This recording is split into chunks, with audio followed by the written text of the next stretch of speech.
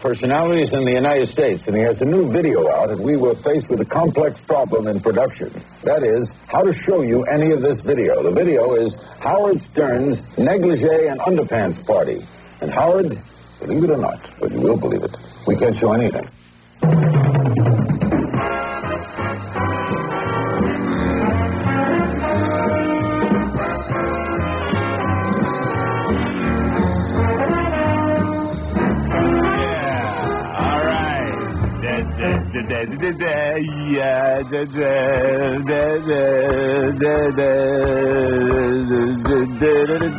Hey, as a matter of fact, 10 past 6 o'clock, 92.3 KROC WISP. What a great show. What a great show we have for you today. Let me tell you what's going on. We've got Sternak the Incredible will be here, Robin. We also have... It's not Sternak the Improbable. It's Sternak the Incredible. The Incredible now. That's his brother. And because it'll be incredible if he ever gets on. And, of course, we have Kurt Waldheim Jr. stopping by this morning. Also, the incredible Larry King. I'm sure he's stopping by. Who can't stop by till 9 o'clock because... his heart. Yeah, he's a heart attack victim. We should find out where he's staying and call him and just tell him to get his ass in here early. Yeah. You know, he wants to wait till 9 o'clock. Put some pressure on him. Yeah. I'm looking forward to that. Even my father called me last night. He says, I better tune in for that. He's got a monitor. Don't want to miss that. Yeah, I don't want to miss that. I said, well, okay, you tune in. And I also have something here that I think will be of interest to everyone. But you know something? Let me knock off a few. Let me see what kind of commercial schedule I have. Jackie, give me the list, will you? Are we kind of tight today? I was thinking of knocking off a few commercials and then getting right in here with something interesting. Thing rolling? Yeah, getting it rolling, if you will. All right. Listen to this. We'll be right back. Oh, man, come on. Are you kidding? This is the greatest. Yeah. This is called false enthusiasm, so I sound awake. Yeah, I got to tell you. I was tossing and turning last night. I couldn't fall asleep. I usually am that way when my wife isn't in the house, and she's out with a limo with her mother. I'm sitting there counting the bill. Going, let's see. Oh, They've been no. out since 4 o'clock. They're going to be out till 3 or 11, 5, 6, 7, 8, 9, 10, 11. It's 6 hours for about $35. Oh, my God. Tip. We wanted to do something nice for my mother-in-law because she's always taking care of the kids when we run off. So. Yeah. But it didn't have to be that nice. Even she said dinner would have been just fine. And plus, I do take care of her children for her, so... What do you mean? Her kids are always coming to my house whenever they have problems and stuff and staying with us. We've sort of become the surrogate parents while Allison's parents stay down in Florida having a nice time, relaxing time. No one should bother them. So it's a fair exchange. She comes and takes care of your kids. You And I take care of her kids. And when they come, I usually end up, like, treating them for everything because I guess I'm like the daddy figure. You know what I mean? Like, you take them out to dinner and you pick up all the tabs. Yeah, but it's expected of me. It's like almost like nobody says thank you or anything because it's just expected of me. I mean, okay, I make a better living than them, but what if I didn't, you know? I mean... You don't get to go to their houses and mooch off them. Yeah, right. I mean, they say, well, you know, we spent all this money in plane ticket to come see you guys, and it's like, well, what does that mean to me? I'm sorry. Hey, I don't mean to sound cheap, okay? But it does get on my nerves a little bit. I mean, I'm taking them out to dinners, I take them to the movies. Even when we go to the movies, I pay for them. Yeah? Yeah. Well, you're very overly generous. They would just stand out in front of the movie. That's what they'd be doing if they were with me. My sister-in-law never has any money. She never brings any money with her. She's always broke. Yeah. But then all of a sudden she takes a trip to Africa. Right. Well, you're saving her money so she can go on these great exotic trips. Yeah, well, anyway, I don't mean to digress into my personal problems. Although if I didn't, we wouldn't be able to fill 4 hours. You do. Yeah, so... Yeah, I guess I do. Don't lie. 212-725-4600 is the number to call from MyBar. Remember them at MyBAR, the company that can actually automate your system. That's right, automate your business. Automate your business life. That's MyBar, M-I-B-A-R. Mike Horn going to be on the boat tonight? Yeah, probably. I heard it might rain. Does that mean the boat goes out? I don't know. I was going to ask you. There could be thunder showers. Well, at this point, I'm hoping the boat goes out because I want to be off tomorrow. I'm all psyched. I have plans for tomorrow and everything, so... Well, you've already made plans. I mean, just because the rain keeps the boat in doesn't mean we have to work. Does that mean if... We better check with Tom on this. We ought to call Mr. Dickface. I have plans, because, too. I can't be, Don't you have plans also? Yes, absolutely. You plan to hang out with your cat in your apartment? No. You have actual plans, right? I have actual plans. Which will call for you to be out of state tomorrow. Absolutely. Yes. Now, I'm wondering, if it rains and then all of a sudden the boat ride doesn't happen, does that mean we have to show up tomorrow morning? Well, we'll be staying up worrying about it, won't we? No, I will. And I'll call you if we have to go. That's it. Call you if what? I'll call you if we have to go. You don't have to stay up and worry. I'll worry. Well, in any case, no matter what happens, Ron will be here running Best Of tomorrow. Actually, the boat ride is causing problems already. What? Because our friend Neil wasn't invited to the boat ride, and he's been crying about it. And he wouldn't, tell us. But, I'm not in charge of the invitations. No, he said to me over the weekend that he was coming. I had no idea he didn't have an invitation. Oh, so then maybe, I don't know, Ronnie said, I don't know, it was weird, but, people who, I bet you there's a lot of people who've been left out. You know what I mean? Which would be good. I like that. We asked him, and he said, how could there be a boat ride without me? Oh, okay. Well, I could tell him how there could be. Believe me, there could be. It could be a lot more calm without him. What did he do, dump water on people last year? He had all these gag gifts, like chewing gum with pepper in it, and squirt things and buzzers that go in your hand when your handshake. Yeah. And he was dropping things all over the place. My kind of guy. Oh boy. See, I'd like to be the one doing that stuff, but I don't get to do it. Maybe I should borrow some of his gag hot pepper gum, so when I meet the clients, I can slip it to them. Hey, want a piece of gum? Did anybody chew the gum? Oh yeah, he palmed it. I mean, Tom got some gum even. Good. Well, I'm sure there are people that we overlooked on this boat. Fred's not invited. Don't say anything. No. But he can have my invitation. Come on. 212-725-4600 is the number for my bar. And let me just say this. If you're afraid of computerizing, if you're afraid of doing this, I swear to you, I can work a computer now. They taught me in an hour. And Robin was there when I learned. They taught me in an hour. Actually, 2 hours. 1 hour was like feeding Michael Horn lunch. And then the next hour was learning the computer and listening to how rich he is. Yeah, that seems to be his major topic of conversation. Yeah. But anyway, the point is, I learned in an hour, and so can you. And if you're afraid of computers and you're not sure and you're hemming and hawing, and I could hear you hemming and hawing out there, and it's not a delightful sound this early in the morning, just call my bar, 212-725-4600, and they'll visit your place of work and give you an hour's free consultation, no heavy sell job. And they'll just show you what they can do for you. 212-725-4600. MIBAR. That's my bar. 621-92.3 K-Rock WYSP. And we should call Tom and ask him. Ask him what? If it rains, the deal? Yeah. Or maybe we shouldn't ask, just assume. I'm just going to plan my whole day around being on that boat ride. Yeah. I'm going no matter what happens, regardless. If it rains. If it rains, I'll be there. I'll be standing on the boat. I still won't be able to work tomorrow. Yeah, for some reason. Well, I'm just going to use the excuse that I'm not prepared. And That's also I made plans. I haven't been preparing for a show. I've been preparing for a boat ride. Right. Today. So have I. I've been psyching myself up, trying to look my best. That's right. Yeah. I didn't even fully condition and shampoo my hair this morning so I could do it this afternoon. Absolutely, I understand. Because I have this whole beauty regimen I plan to go through this afternoon. There you go. I'm going to the spa. Right. Hey, Mitch. I thought of the guy. Someone wrote me a note. Remember we were talking about on the cartoon show Hercules that you sound like that character who's like half man, half horse? You have a tape of it? I don't have a tape of it. If anyone has a tape of it, please send it to me. I'd love to have that. Because I don't see the Hercules cartoons anymore. But remember Hercules used to hang around with a little, like a guy with a beard, but his body was that of a horse? I've never seen the show. I don't know it. His name was Newt. That's right. Yeah, so your name is Newt now. Boy Newt? Boy Newt. Newt. All right, that's cool. You sound like Newt. Hey, Herc. You even sound like that. Sound like that. On that Reverend Al Sharpton thing, you really sound like him. Like Boy Newt interview. Yeah, you sound like Reverend Sharpton. Hey, Herc! Raymond Sharpton! Because Newt was always at Hercules' elbow, yelling out in that whiny voice. I really can't get that high because when you were doing the Mayberry thing, you asked me to do an Opie, and I couldn't get as high as you did. To do the Opie, remember? Yeah, I bet you could get as high as I do. But you don't try.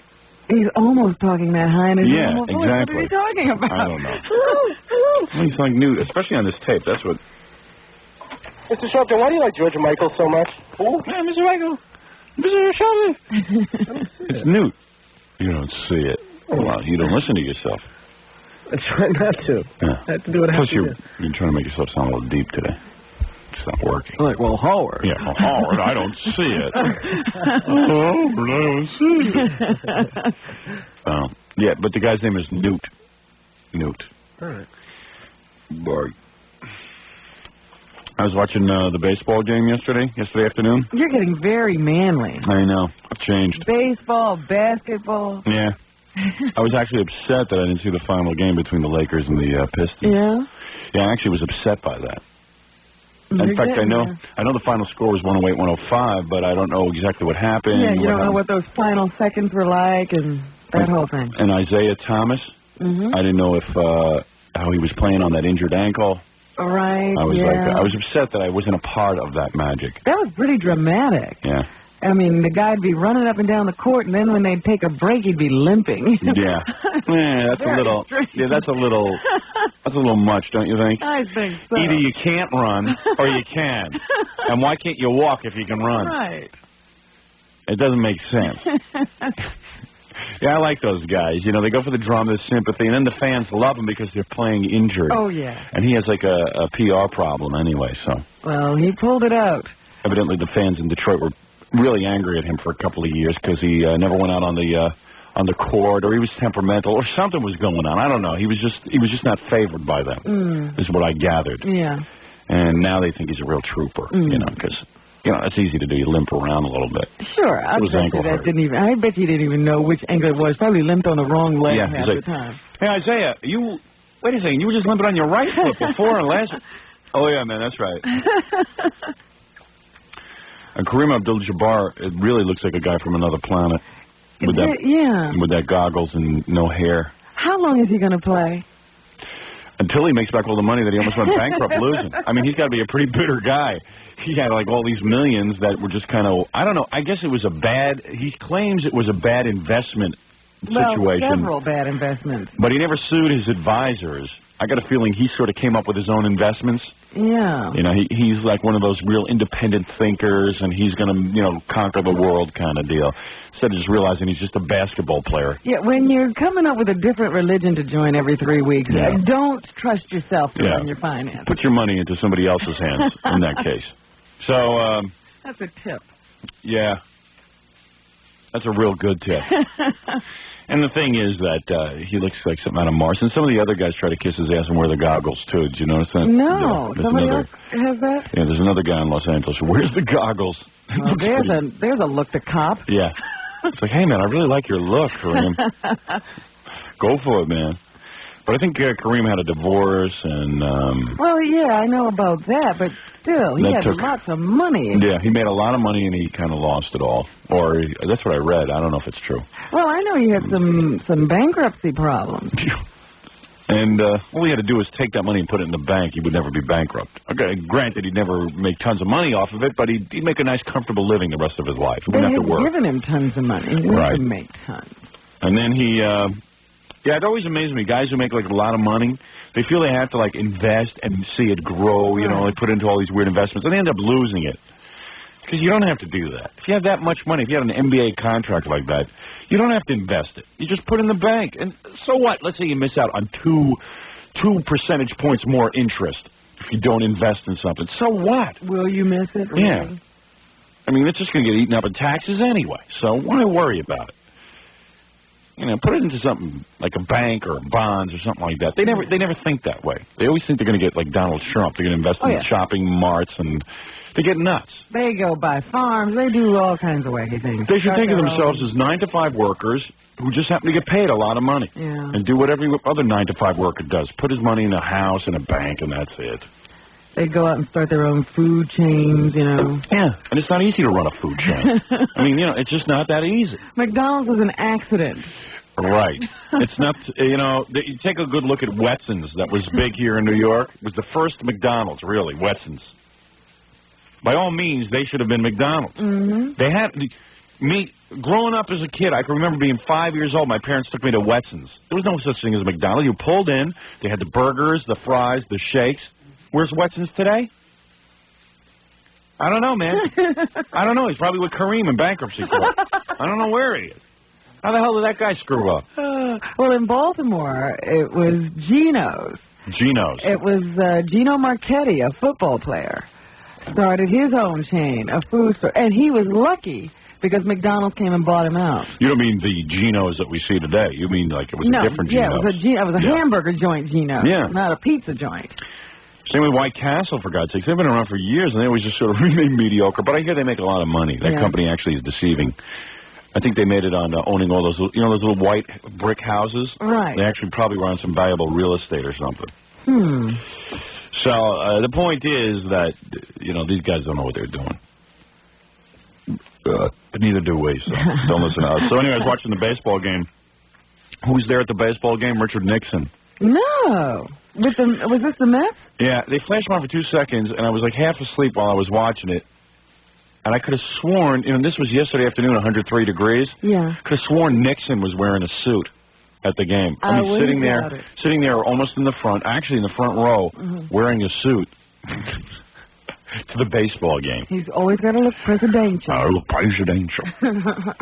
I thought that was pretty fun. I thought that was classic Nixon. You know, Nixon walking on the beach in his suit. Yeah. That's pretty good. He decided to get one of those Kennedy-esque pictures of himself when he was president. So he rolled up his pantsuit and just started walking on the beach. But he's wearing a full suit on the beach. You're not Kennedy-esque when you do that. No. No. It just doesn't work. And, what the hell else happened yesterday? Because I got something cool I want to do here now. I'm thinking if I should break or not. Yeah, okay. Take a break, and then I can't tell you what I want to do because it'll ruin it. All right. All right, we'll be back right after this. What is it, Gary? Yes? Those animals, half man, half animal, they're called centaurs. Centaurs? And what's the ones... Are you called centaurs or satyrs? No. Satyrs. Satyrs are one, and then centaurs are the ones you're talking about, just with the hooves. Oh, centaurs? Centaurs. How do you know that? Someone called in? Of course. Didn't think you'd know. He tries to get away with, like, looking like he's smart. Centaurs? Yes. And what does a centaur do? Work in Congress? Oh, that's a senator. No, really, what's a centaur do? I don't know. With the little hooves? You've seen those, with like the little hooves. I vaguely recall seeing something. And like the Leonard Nimoy ears? Yeah. Right, yeah. Yeah, that's it. I'm sure that all has to do with Satan worship. And they probably were promoting it in cartoons. Yeah. To children. I'm pretty sure that's where we all learned our devil worship. Well, I want to thank you for the information, William F. Buckteeth. Oh, boy. Somebody sent me a tape of that Howard parade we had in Philadelphia. Yeah. And I'm watching it, and like guys should run around yelling, Gary's breath. Are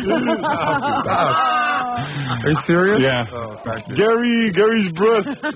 You're supposed to make me a star. I did, man.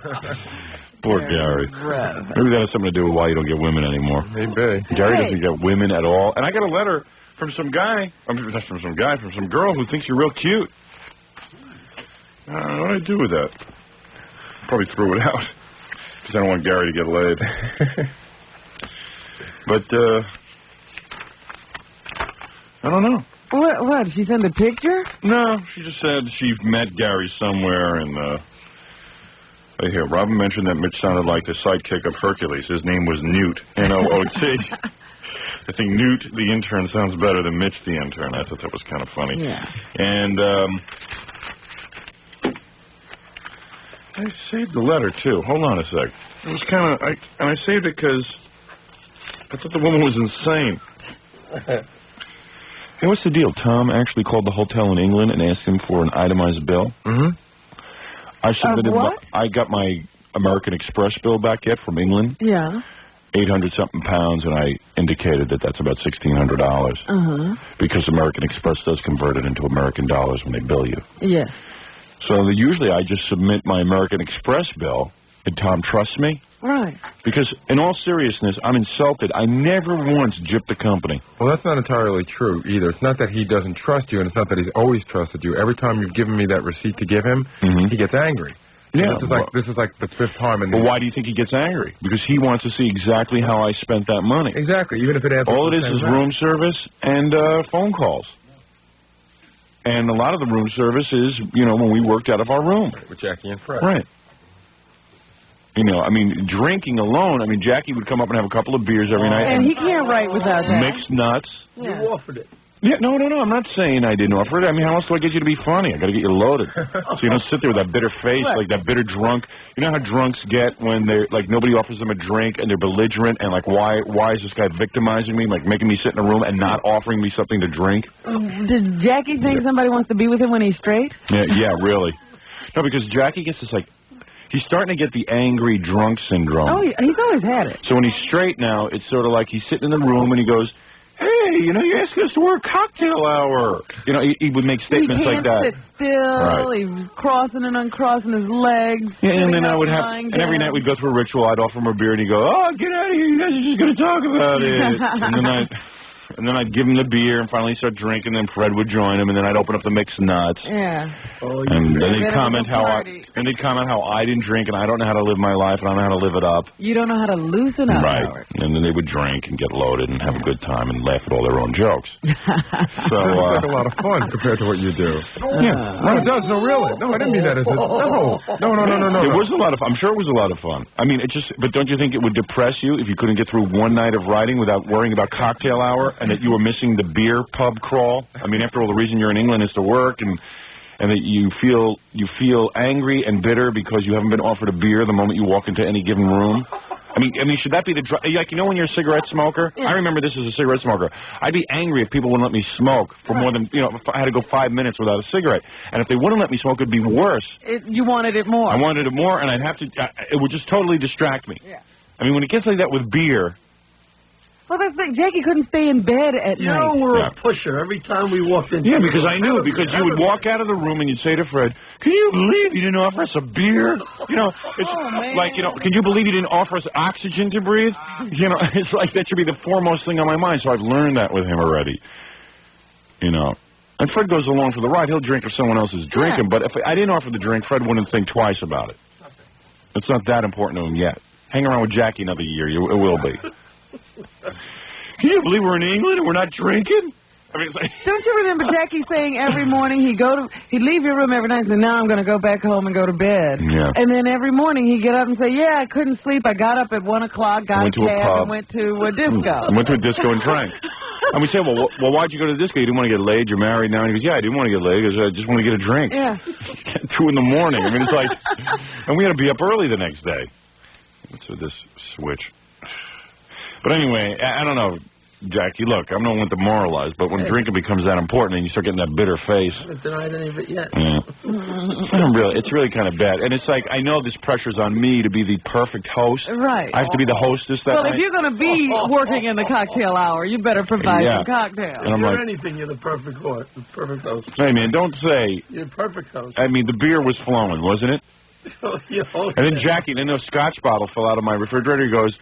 That Scotch bottle has my name on it. Because it keeps falling out because it's trying to tell me to drink it. Well, didn't you know that Scotch is ruined once it tips over, so you have to drink it right away? It was a sealed bottle in a refrigerator, one of those little tiny bottles. And he goes, that has my, you know, let me just get rid of it so it stops falling out of the... It wasn't upsetting me that much that it fell out of the refrigerator. You could have picked it up and put it back in. That's all. The third time it fell out. Did you drink in your own room, Jackie? Did you take stuff out of the refrigerator? Of course. Yeah. Okay. Wonder what your liquor bill was. Unbelievable. Yeah, but the point is that, so, you know, that was what we spent money on. And quite frankly, I was, what does Tom think I spent money on that he's going to find on my itemized bill? What does he think? Think about it. What does he think I'm going to do? What do you think? I don't know. I have no idea. Hookers? No. I watched dirty movies 2 or 3 nights. But hey, I mean, if I had to pay to watch television, for God's sakes, I had to masturbate. My wife wasn't there. Well, I don't want to make trouble, but if I had to take a wild guess, I would think that he's checking to make sure that your wife didn't run up any bills. How's he going to know? I don't know. How's he going to know who ate what? Quite frankly, my wife didn't run up any bills, and quite frankly, I ordered all my meals through room service, and I would order, ask the guys, you will attest to this, and raise your right hand. Wouldn't I order 2 orders of spaghetti every night, 2 chickens, and 2, no, seriously, and 2 salads, because there wasn't enough food for me to eat? No, you did. I saw you order that one night, and I thought that was really odd that you were ordering doubles of everything. Because that's how I eat. Right. Yeah. And when your wife came... Because, I mean, restaurants give you portions like you're a woman. Yeah. I mean, Robin orders 1 portion and gets full. I order 1 portion, and I feel like a woman. And you feel empty. Yeah, I look at you and I go, I know she's hungry, but I'm going by my appetite. She'll eat a little salad and leave a little over, and I go, yeah, she's got to be hungry. But I do know for a fact that you paid for Allison's meals out of your pocket. Thank you. And remember we went to the Italian restaurant that night? I took that off on my credit card. That's right. I didn't submit that bill.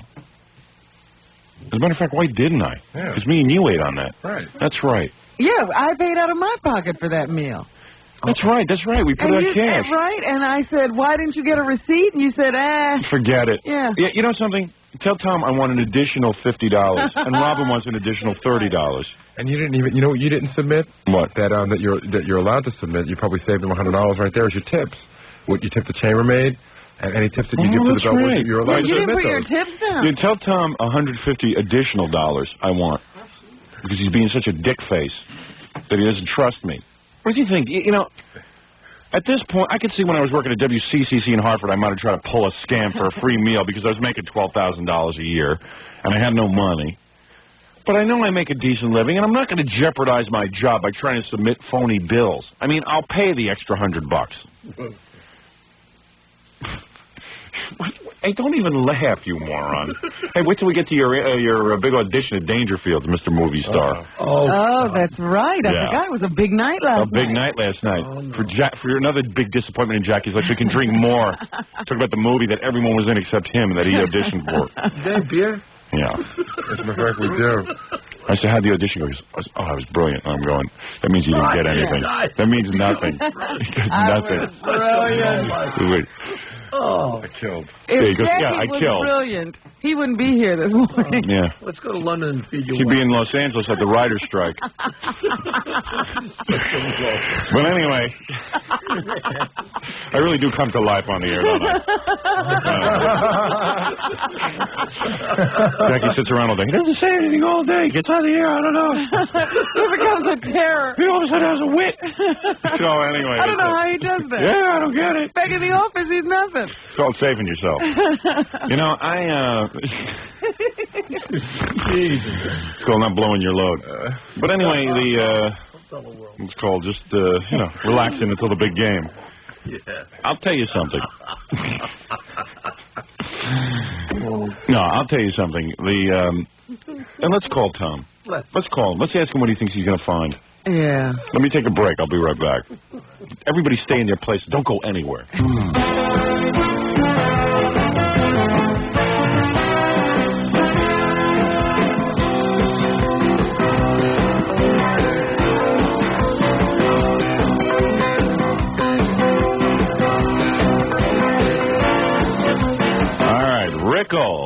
Rickle does it better. Yes, Rickle. What the hell's Rickle got now? They always have stuff. They got great stuff for low prices. I shop there. Well, I don't shop there. I send my wife there. I went there. I go there a couple of times a year. I went there and bought some varnish. Yeah. Doing some work around the house, how to get something. They were pretty helpful there, too, because I didn't know what kind of varnish to get.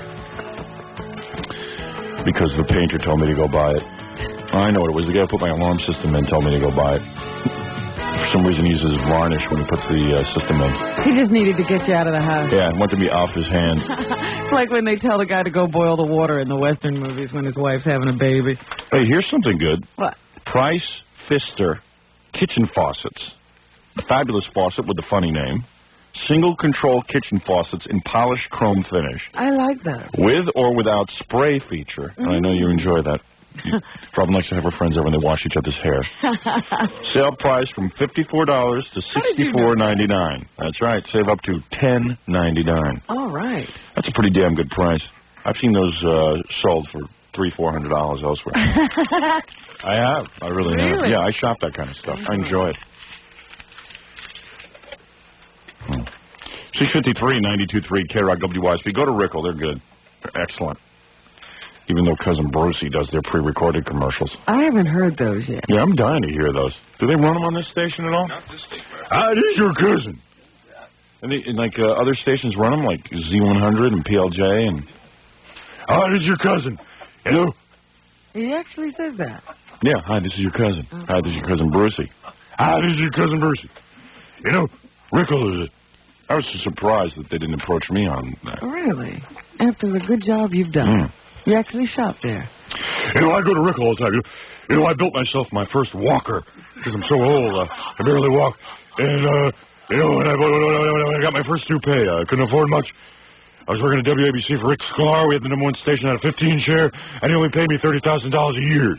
So you go figure.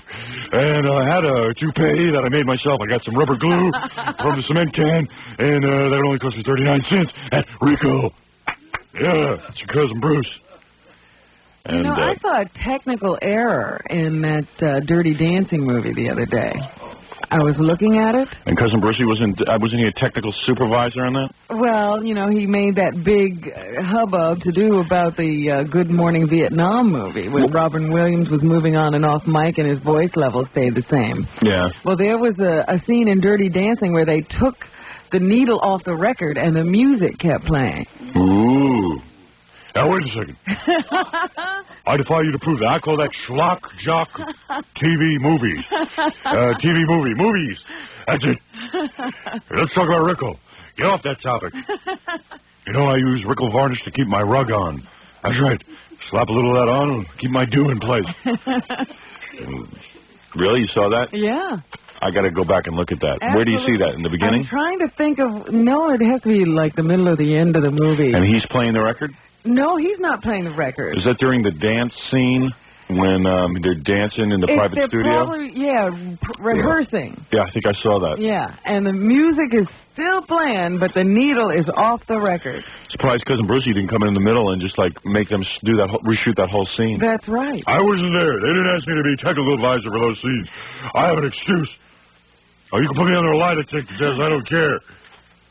Ugh. And my least favorite part of that movie is the end, where he comes on over the credits talking about his favorite year was 1964. Yeah, because he actually had some ratings. No thanks to himself, though. Rick Sklar, put me on the air. It's great to hear Cousin Brucey go through his biography, his resume. I was in Jamaica, my first job, hosting a dance party. I got discovered by WABC. I came there. I was working at the old WINS. Oh, that was a great station. Anyway, it's a 2-hour resume. It's the most important resume in the history of resumes. Oh,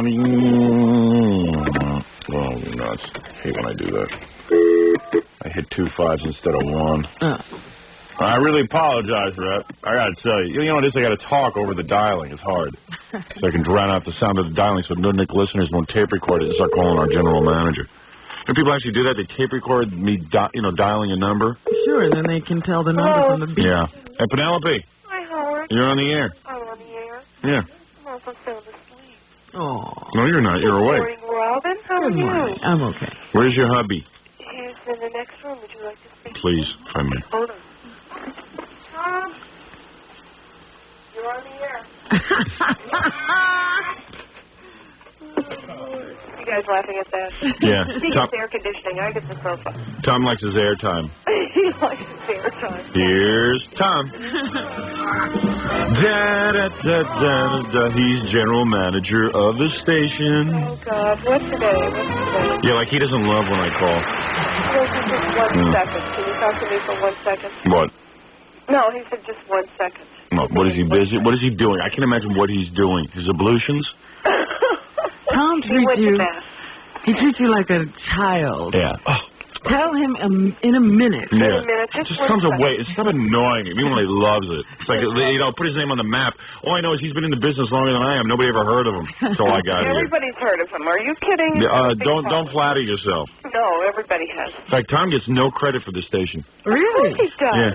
It's the guys who own it that get all the credit. Tom's a puppet. Oh. Come on. Come on, be honest. Take it back. Come on, it's true. Tom Take goes in. it back. Tom goes to the front office every time he has to make a little decision. He's never once made a decision on his own. No. Howard. What? Everybody that's ever worked for Tom loves Tom. Of course they do. Yeah. Well, of course, because he's a puppet. Oh. Robin, talk some sense into him, okay? I don't know what he's doing this morning. You know He why, must Tom? be aggravated about I don't know. something. He's You know why Tom's aggravated busy? about He's so cheap he's using both sides of the toilet paper this morning. That's why he's busy. He's rehanging it. What are you talking He's hanging it out to dry.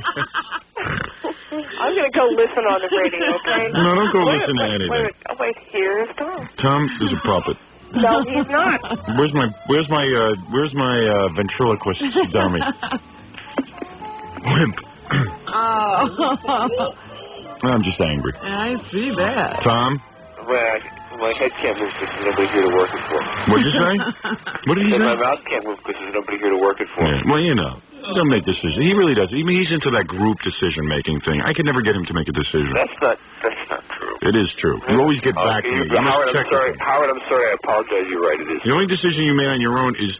Let me ask you something, Tom. Yeah, go ahead, Howard. And answer me honestly. And try to forget that we're on the radio and forget all of that. Just answer me honestly when I ask you this. All right? Just say the first thing that pops in your mind, the most honest answer. Okay. Do you trust me? Yes. Then why would you request? I put in for $1,600 from England. I showed you my American Express card. Do you think that I would try to scam you for $100 or something? Absolutely not. So why would you call England and request my hotel itemized bill? Because it's the same What do thing you think you're going to find on the bill? It's the same thing we ask of everybody. What can you possibly charge to a hotel? It's a matter of... That would be... Now, let's see. I'm going to tell you what... Howard, you asked me a question. Let me try and answer. I'm going to tell you what you're going to find on that bill. Let me try and answer the question. It's a matter of the company's audited. Right.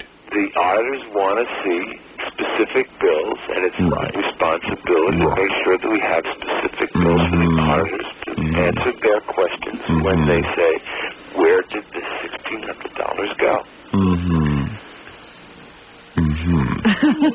So now, what do you think I'm going to bill on a hotel room? You asked me if I trust. Am I going to bill magazines or what is it that would be considered? What would be considered if the auditor came and you showed him a bill from a hotel? It's one bill, it's one flat rate. What does the auditor think I'd be charging to that room? That wouldn't be a company expense. I'm in England. I have to eat. Howard, I'm not an Many auditor. nights. I know you're going to look at the bill and you're going to say, hey, 2 orders of spaghetti. I'm not an auditor. 2 chickens and 2 salads. Now, how could he possibly order that? And you're going to go, and I know what you're going to say. You're going to think it's for my wife. It's not. It just quite simply was not. Okay. Because ask Robin. I order that kind of stuff. And I'd order it for lunch and I order it for breakfast. I do. See, that's what I mean. He's checking up on me. No. Just give me the $1,600 and stop asking around. And by the way, I realized something. Yes. There was one night, Robin reminded me of this. I paid for meals when we went out to eat. Well, I didn't even take a receipt. No, I didn't take a receipt. We went to an Italian restaurant. We all paid cash. I said, forget it. Let this, we're out to eat. Forget it. Just forget it already. Station's been very generous. That's what he said. He said, no, I didn't pick up a receipt. Yeah. And then, of course... You know what? I'm glad to hear that. And Jackie reminded me of something, too. What was that? What was the other thing I did? For $50, you forget he owes us for... Oh, tips. Oh, yeah, I didn't keep receipts on my tips. No, it's okay. No, yeah, I don't need I'm not looking to beat you. Howard, all you need to do is say, tips, no receipt. I'm not looking to beat anybody here. Bosses are always so suspicious of their people. No, it's not a matter of being suspicious. It's a matter of, we really should have an itemized bill that's what auditors ask for. I mean, if you see the thing on there where it says massage, one night Fred gave me a massage. I ordered up some oils. That was it. Big deal. That's one thing. I was tense, and I said, Fred, I need to relax for the show. Oils. Give me a full body rub down. Don't miss an inch of my body. And he's so strong. Pacento. He needed him. Yeah. I needed the touch of a man. All right, I'll admit I watched 3 dirty movies. Can I ask a question? Yeah, you're going to see that. But hey, I wasn't with my wife. I had to take care of myself. Robin, was that K-N-E-A-D-E? Yes, of course. Needed N-E-E-D. I don't know, Tom. I think it's kind of... Did you get the itemized bill yet? Have you looked it over? No. No dirty movies on my bill, Tom. Right. I bet you there is. I'd like to see... Hey, did you call for Robin's itemized bill? No, he hasn't seen... I haven't seen my thing bill. yet. I haven't seen anything yet. But I'm going to tell you, I did tune in a couple of times, but they never charged me. Oh, yeah? You checked that out? Yeah, I didn't see it on my bill. That means you tuned in for a short amount of time. Was that little light on the TV still blinking while you were watching? See, I didn't have that kind of a television. Oh. Well, maybe you just got it for free. I don't know, because I kept switching it off and then turning back. How much was that dirty... Yeah, I know, for the good parts. How much was that dirty movie, anyway? It was $4.50. £4.50. Yes. So it's like $10. Yep. Okay, so there's $30 there. But hey, I mean, there's no channels to watch. I was bored. You know? I mean, hey, I'm not going to start. Hey, I'm not going to pay for that myself. There's 4 lousy, crummy channels there, and one of them is a pay. I mean, okay, then there's a 5th pay channel. And quite frankly, the 5th pay channel is nothing that anything good on. No. Should I hang up now and go listen to the radio, or do whatever you want? Oh, I care. Now let me ask you a question. And Jackie and Fred would come over to write. Jackie would drink every night. I mean, I could have said no. Tom's paying for it. But hey, I mean, in order to loosen the guy, I mean, Jackie feels that he was on vacation or something. I don't know what he felt. Wait a minute. He felt it was cocktail hour. Jackie needed a drink. Yeah, it was like medicine. It was his rub down. Yeah, and you saved money on Jackie's television because all he did was look at the bar all night in his room. He watched that refrigerator. Yeah, he would ignore the TV, just look at his refrigerator, and like marvel at the fact that there was just tons of alcohol in there that he could open up and have for free. It's like a candy store in his room. I mean, I'd check his bill for sure. If I didn't have alcohol, I would have shaken and used more time. Yeah, right. Hey, let me tell you something, Jackie. You've got a real drinking problem, whether you know it or not, pal. You have a distended liver, a distended belly, distended kidneys. What time's the boat run? And you, and any guy who sits in my room and starts sweating it out because it was 7 o'clock and it was cocktail hour, and can you believe we got to work during cocktail hour? I mean, for God's sakes. Although I do admit he waited 2 nights before he attacked the scotch bottle. It kept falling out. He waited 2 nights for it to fall out, and then he said... I wondered what kind of dance he was doing with that refrigerator in his room. That must have been so incredibly... It must have been like... Remember at the end of Casablanca, when Humphrey Bogart's staring into the face of Ingrid Bergman? Yeah. Oh, you're right, Tom. We have to break for commercials to make more money. We were having too much fun. That's right. That does pay Before you do that, I have one quick question. Go ahead. Do you trust me? Have I ever not... Give me some Jeopardy music, please. I got to think about this. Let's see. Do you trust Give him the thinking time. Okay, let's see. Every general manager in my life has screwed me over. No, he's thinking. Let me think it out. I haven't said anything yet. All right, while I'm thinking of that, answer me this. What if it rains tonight? Does that mean we're off tomorrow? It's not going to rain tonight. It's not going to rain tonight, okay. Oh, Tom check. Let's see. Northville Mugs. If you're going to do this, let's... Wait, I'm thinking. Yeah, say, Howard, we're going to make a Northville mug with your name on it and only sell it for... only give it away for 12 weeks. Let me think about that. Wait a minute. See, my wife couldn't go to England because... What does trust have to do with it? What does trust have to do with that one? Just calm down. I'm thinking. Could you let me think? God. Let me see. Let me think about this for a second. Let's see. We do a Saturday morning best of show. And, well, we don't want to pay you for that. Okay, hold on a second. No. So we did the show for the Grammys, and we had no TV at the Beanstalk. Let me think about that. Wait, what was that one? What? Nothing. Losing 2 weekends to go to the trip to England and not getting them back. And then not even going to the Mandela concert. That's right. All right, what was the question again? I forgot the question. Only having a car to and from work while we're in England and nothing else. Let's see. It watches the limo bills to the point where if I should make a trip between the time that I work here and the fact I got to pay for that on that phone. Do I trust you? Let's see. No VCR in the office. It's not a matter of trust, it's a matter of cheap. Well, I didn't say it wasn't cheap. I asked if you trust. Do I trust you? In other words, do I think... let me get back to the Norfolk mug for a second. No wireless in London? See, no wireless at the yacht? We're going the boat trip with the sponsors 1 year. Well, Tom, that won't become an automatic thing, will it? Like I have to do it every year? Oh, no. Let's see, so every time I agree to do one thing, it automatically means I have to do it the following year. Okay, do I trust you? I can't answer. I got to think. I can't. I'm being honest. I can't think. Okay. I'll get back to you this afternoon. I'll see you when I get in. Bye-bye, Tom. Goodbye. All right, we'll be back right after this. Yes. I'm sorry, I'm still thinking. Still thinking if I trust Tom. That was a pretty heavy question. Let's see. You never put more than 13 commercial minutes an hour in your show.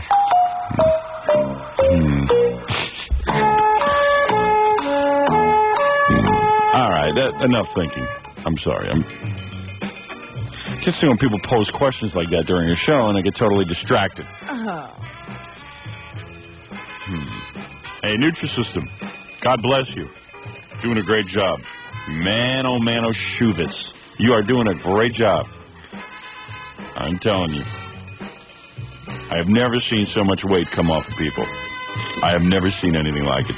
I heard Gary telling Mitch that he looked really good today. Apparently Mitch is losing weight. Oh, yes, Robin.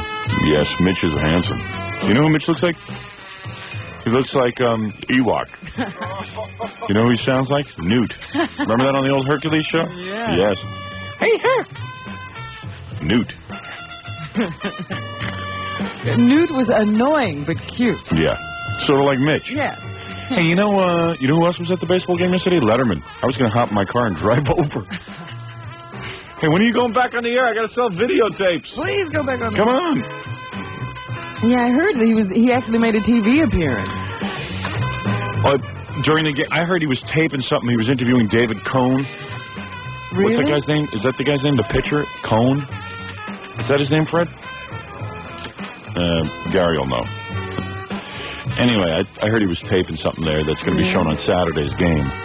Right, I did read or I thought he was going to be, what's that guy's name? You know, the guy with the toupee. Willard? The toupee. No, the sports guy with all the brothers. Oh, Marv Albert? Yeah. Turns out that's not a toupee. Yeah, that's his hair? Yeah. Just Boy, looks like a toupee. Bad hair. God gave him bad hair. What's that guy's name? David Cohn? David Cohn. Yeah, C-O-N-E. C-O-N-E, right. Yeah, not a Jew. Right. I was going to say, how could he pitch? Yeah, really. Not a Jew. Right. They make it's not C-O-H-N. C-O-N-E, like the ice cream cone. Well, Sandy Koufax could pitch. Right. It's possible. It's possible, but improbable. He didn't pitch in the World Series on Friday night. Is that right? Yeah. Sandy, you mean? Right. I thought you meant David Cohn. Because he has a Jewish name, he just practices all the Jewish laws. Look, I'm not Jewish. I believe in Jesus, but I do have a Jewish name. Yes, so Letterman interviewed him. Why did Letterman pick him to interview? Well, he's one of the hottest pitchers in baseball right now. And they make such a big deal. It's like, oh, God, Letterman's here, and he's interviewing, and you think God knows what. Yeah, they're watching him. And it's real weird. He's on TV every night, and yet it's a big deal that he's going to be on TV on a Saturday interviewing David Cohn. Yeah. He's done that a couple of times for NBC's Game of the Week, where he'll do some, like a little wacky bit or an interview or something. See, that's like if we had taken off on the Fox network and they had believed in us and trusted us, like we would drop in during like Double Dare and Maury Povich show and that kind of stuff. Yeah. You know, we would like drop in and do stuff.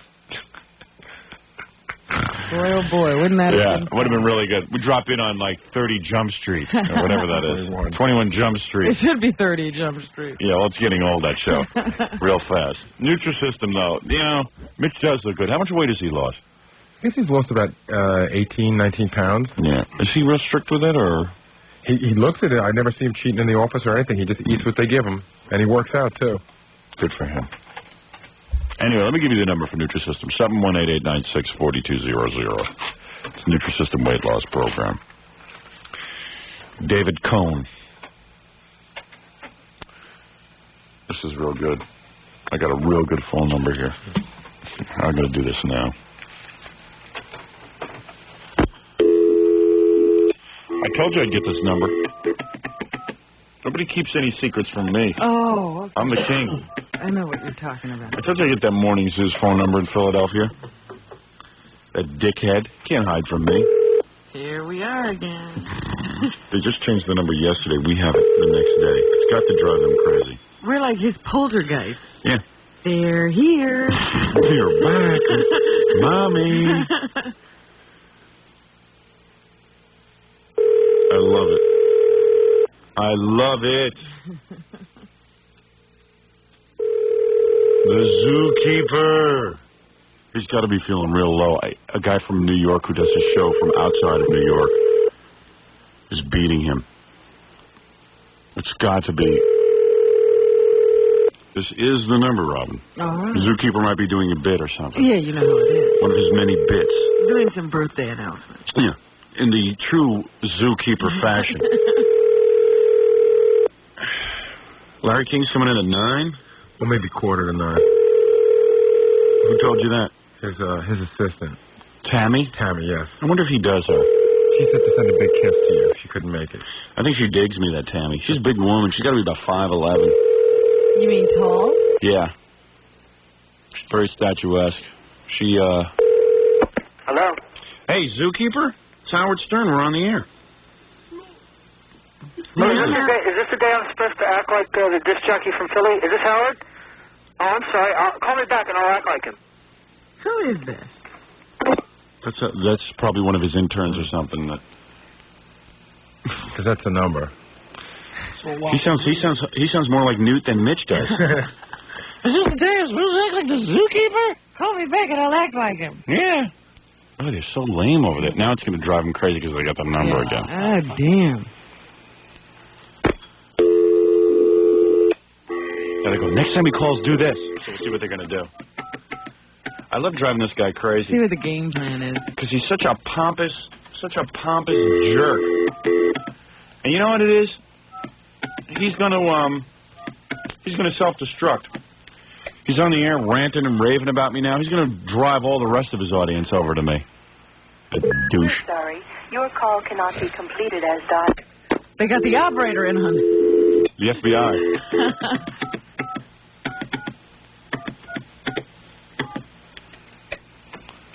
It's hard to dial all these numbers with the Philadelphia area code.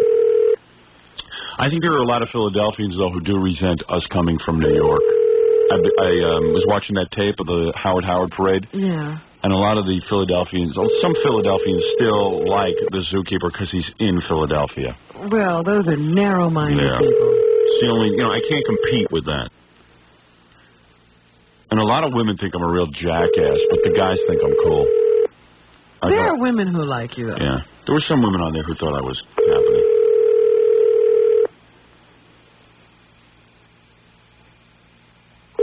Zookeeper.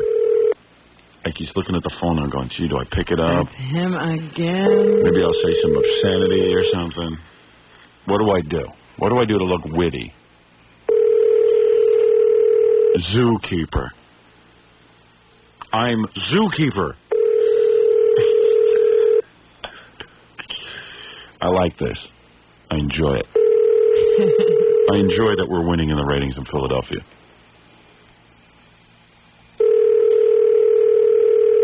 I wonder how the other DJs feel, the morning DJs in Philadelphia, aside from Zookeeper. Bet you they resent us, too, coming in to town via satellite. And well, they can't resent us too much because they had a lock on the market.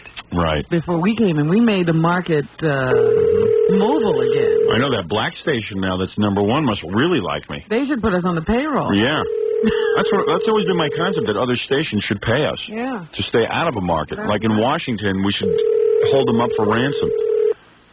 We'll never come into Washington if you keep paying us. That's right. You pay us a certain amount of money, and we promise to stay out of your town. In fact, I'm thinking of starting that in New York. Like, we're willing to leave our jobs if each station pays us, you know, a fair amount of money. We'll determine how much money we want. Well, we started that campaign several times. It's never gotten off the ground. Yeah.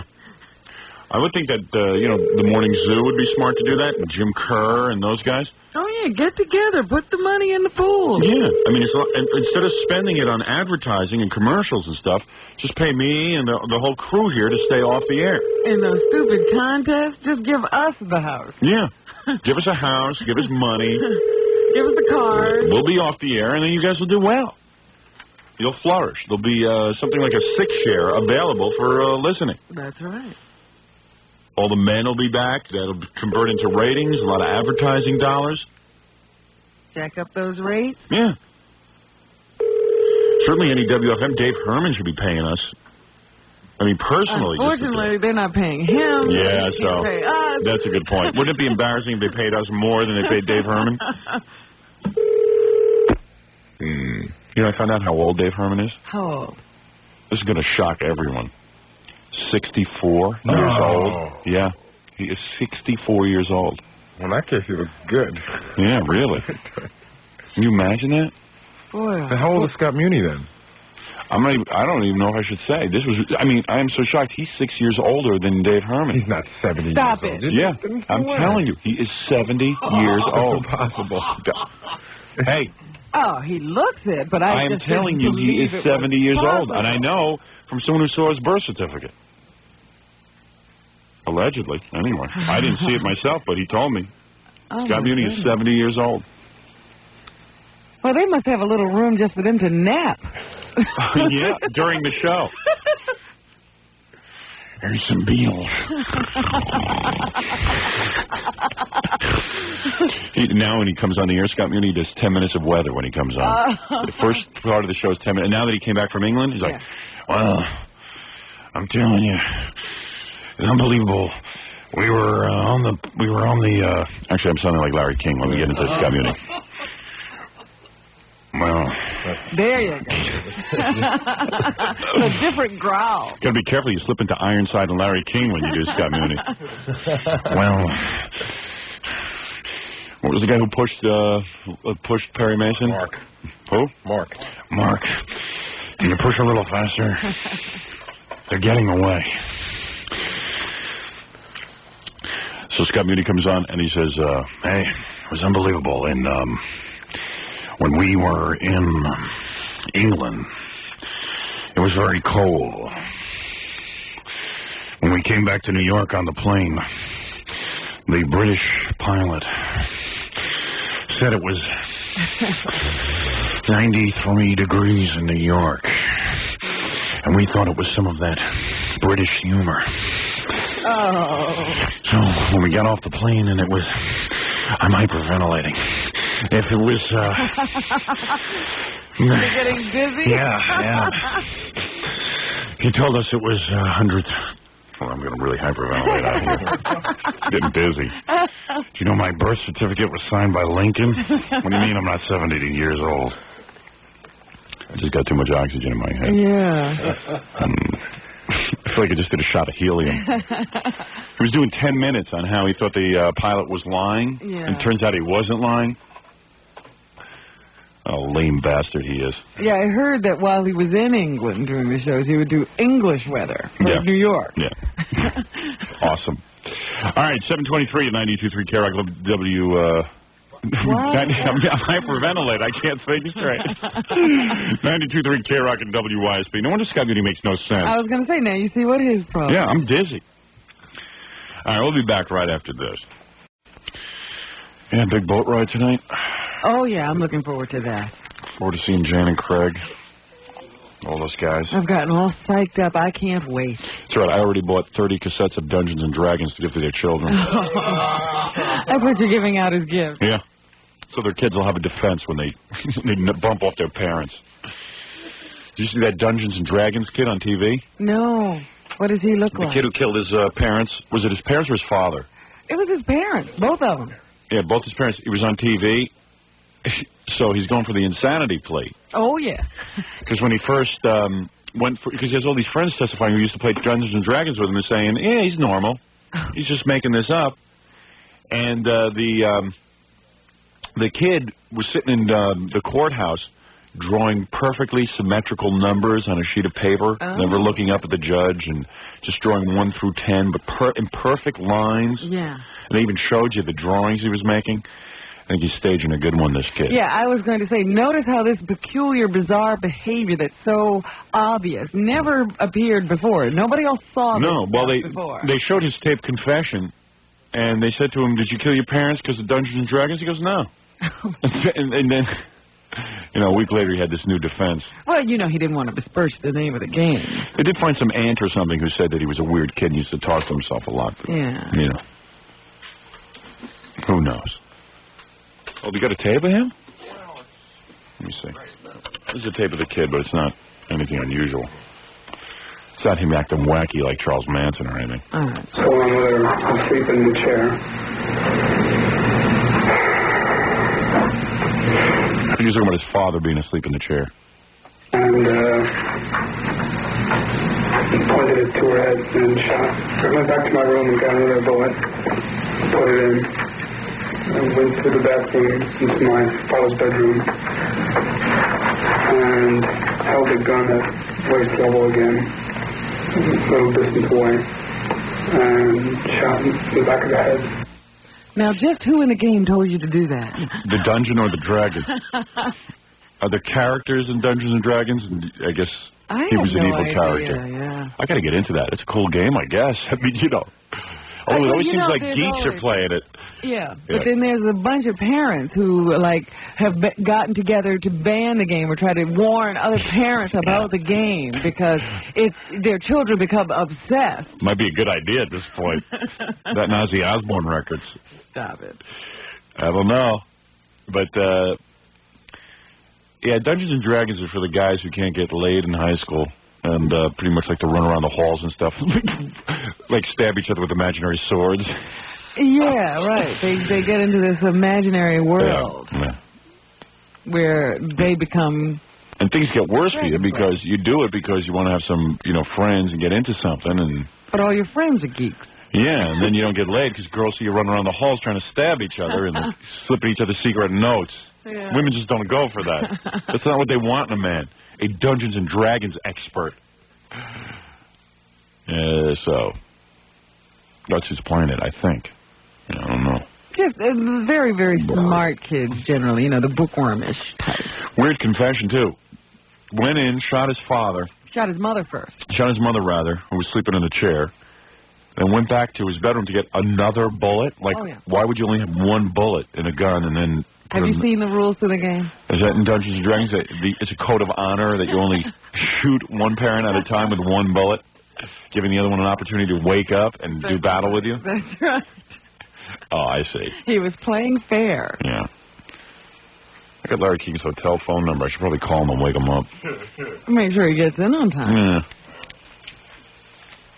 Well, anyway. 7:32. Want to start the news? Well, you got to give me a chance to set it up here. That's okay. I got plenty of commercials. Let me take a phone call, actually. All right. You're on the air. Hey, Howard, you ever going to get to anything you promised? What did I promise? I forget. Mayberry, Kurt Waldheim, Sternak. All right, let me do Sternak. Let me take a commercial break. I'll come back and do Sternak. How's that? You say that. No, but I'll really do it. Don't you trust him? But come on, you got to admit I get into other good stuff. It's not like I'm horsing around. Yeah, but we sit around waiting for these things. You really do, huh? You promised, I think Tuesday morning, you said you were going to get right away to Sternak and Kurt Waldheim. What morning is this? I forget. This is already the weekend. Yeah. That's right. We have to usher in the weekend early this week. Yes, we do. Everything today. Hey, tune into Best Up tomorrow, too, because it's going to be good. What do you got? I'm thinking that Gary ought to quickly throw in that Curtis Sliwa phone call, run that in the 9 o'clock hour. That was good. And I was thinking he ought to take the Sandra Bernhard hour from yesterday. You know what he ought to do? He ought to piece together all of the half hours we do between 10 and 10:30. And play those. When we're supposed to be off the air. And play those, because those are some great moments. Where is that imbecile? What has he got planned for Best Up tomorrow? It's supposed to be good. Gary claims it's going to be like the best of ever. Well, he and Scott, I don't know what they're doing, but, you know, when they start putting this best of together, don't ask for anything else to be done. Yeah, and it makes me nervous that because I've been asking for clips and stuff for a bit I want to put together, and Scott and Freddie and Gary told me, oh, it can't be done. We're working on best of. Yeah. But meanwhile, for days I don't ask Scott for anything, and he's here at 4 in the morning. What does he do? Gary, what is this excuse with best of all the time? With best of and best of. Scott's putting together best of. We can't do anything else. Going to have 35 reels ready by July 11th. So what? I hardly ever ask him to do anything. You ask him to do whatever you want. I'm just telling you that's what best of is. But he's relying on that excuse a little too much. I'm not buying it. We're way behind on it. Well, whose fault is that? Nobody's. It's just that we take a lot of vacation. You guys do it last minute. No, it's a lie. It's not a lie. Because I haven't taken a vacation day in a really long time. You just took a week in April. That was a week of best of. A week in April? Yeah. What month is it? Let's come right over there and hit you. Shut up. You're not hitting anybody. It's a lame excuse. We had a week in April. You have no idea what goes on, so don't sit there. You are so lazy. I'm not lazy. You are lazy. I've decided you're lazy. You don't have that much of a demanding job. I'm sorry, Gary. And you better start motivating Scott, or else it's going to be your ass on the line. I've decided. I'm not here to motivate Scott. I tell him what to do. Well, he's slow. One of you guys is slow. I mean, Freddie was telling me yesterday we couldn't do a bit because Scott had best of to put together? That's not true at all. If you guys want to do a bit, do the bit. That's what takes priority. No, I don't know. No, that's bold. You guys always do the bit. Okay. Best of takes the back seat. I never told you not to do it. Well, all I know is I was hearing best of bandied around yesterday in the office. It's your show. You do whatever you want. Oh, thanks, Gary. He didn't know that. I didn't know that. And thanks for reiterating that. But the point is that, I was thinking for best of, it should be a half hour. You know that half hour that we do between 10 and 10:30? We do play all that stuff. It's just that we get to it in a certain... And I notice a lot of times I tell you to play stuff in different hours than it airs. We always play it. I tuned in. I heard Jessica Hahn with the same conversation in the same hour. How could you... I better tune in tomorrow. I'm going to listen to the whole Beth stuff tomorrow. It better be damn good. Fine. If it took you 4 months to put this one together. It didn't take me 4 months. I took a vacation in April. This is May, June. We're almost at the end of June. 2 months to put together one 4-hour program. I better hear a good one. Okay, boss. And what do you got planned for tomorrow? I can't remember. Comic Relief. Comic Relief? I wasn't on that. I wasn't on Comic Relief. I thought it was funny. Thanks. You guys are really picking on me today, man. I'm not picking on you. You don't do anything. I'm annoyed with you. What do? You get guests? You barely get any guests. I'm like your personal secretary, man. So that's what I do. What do you do? Tell me what you do, though. I open up a lot of the mail now. Right. Well, I'm going to stop doing that. From now on, you open the mail. Fine. You can't type. You never type. You can't take shorthand. You don't do anything. What do you mean personal secretary? Oh, come on. You know. Tell me what you mean by personal secretary. You know when it comes time to handling details for you that I'm the one who handles them. You do, but is it that complicated? No, but I'm just... And you don't even walk around with a clipboard and write things down. I don't need to. You do. You forget a lot of stuff. I write everything down in the office. I don't walk Okay, where's my photographs that I'm waiting for? I told you I sent them out. I told you it's going to take a couple of weeks. How come I've never seen any of the photographs? Because... Wait a second, those... What? I don't understand what you're talking about. You said send the negatives out. I sent them out. Cut me a break. When are they going to be ready? I think they said it's going to take about 3.5 weeks. Because they have to make negatives of negatives. What? Mm-hmm. That's what they have to do, Rob. Make negatives. Seems your main function in life is to embarrass me and this whole station. No, just you, boss. No. Everybody. And Robin a little bit. Not Fred and your family. No, they're already Well, you've seen his brothers. Yeah, his brothers have already embarrassed the family. I'm serious.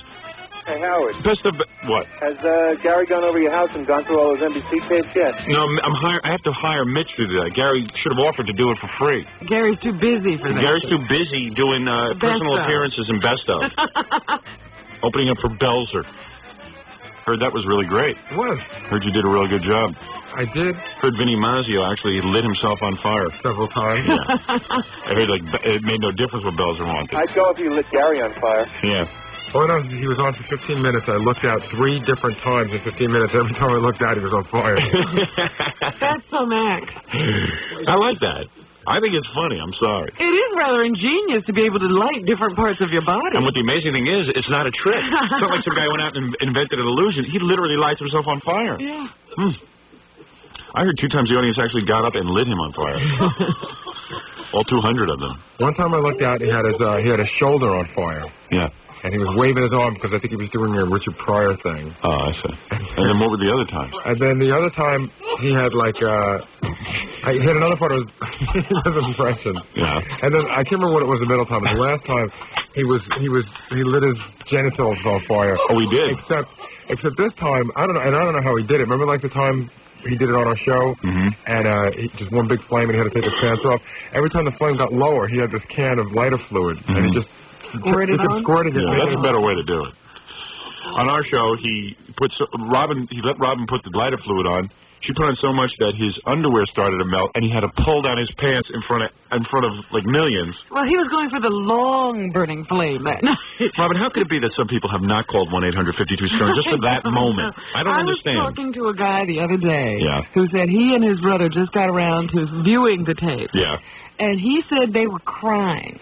At that moment, they were crying. They couldn't talk. They almost choked. They almost died watching this tape. It was so funny. Yeah. How come you're not promoting it on TV? I don't know. I was going to go do like a book signing thing. You know, instead of a book signing, I was going to go sign tapes. Videotapes, yeah. And I haven't gotten that together. And then I want to do Letterman. And then Has Donahue turned you down? Because I remember you tried to call and get on there. I guess he did, didn't he? Did we? We called them. I don't think I did. You called on the air and you told them that. I don't remember that. I don't think Donahue's a good place for me to sell a videotape. Letterman's a better place because there's people more in line with the way we think. I don't think the Donahue audience would go for this. I mean, people who are concerned about animals' rights, I don't think are going to call up and order the tape. Who want to talk about lesbian, who want to talk seriously about lesbians. You get on that Donahue show with that wacky audience of his. Yeah, they'll be all over me. I'll be in fist fights. I'll be smacking people in the audience. Yeah, but doesn't he stack the audience, though? I mean, wouldn't you have your fans, a lot of your fans in the audience?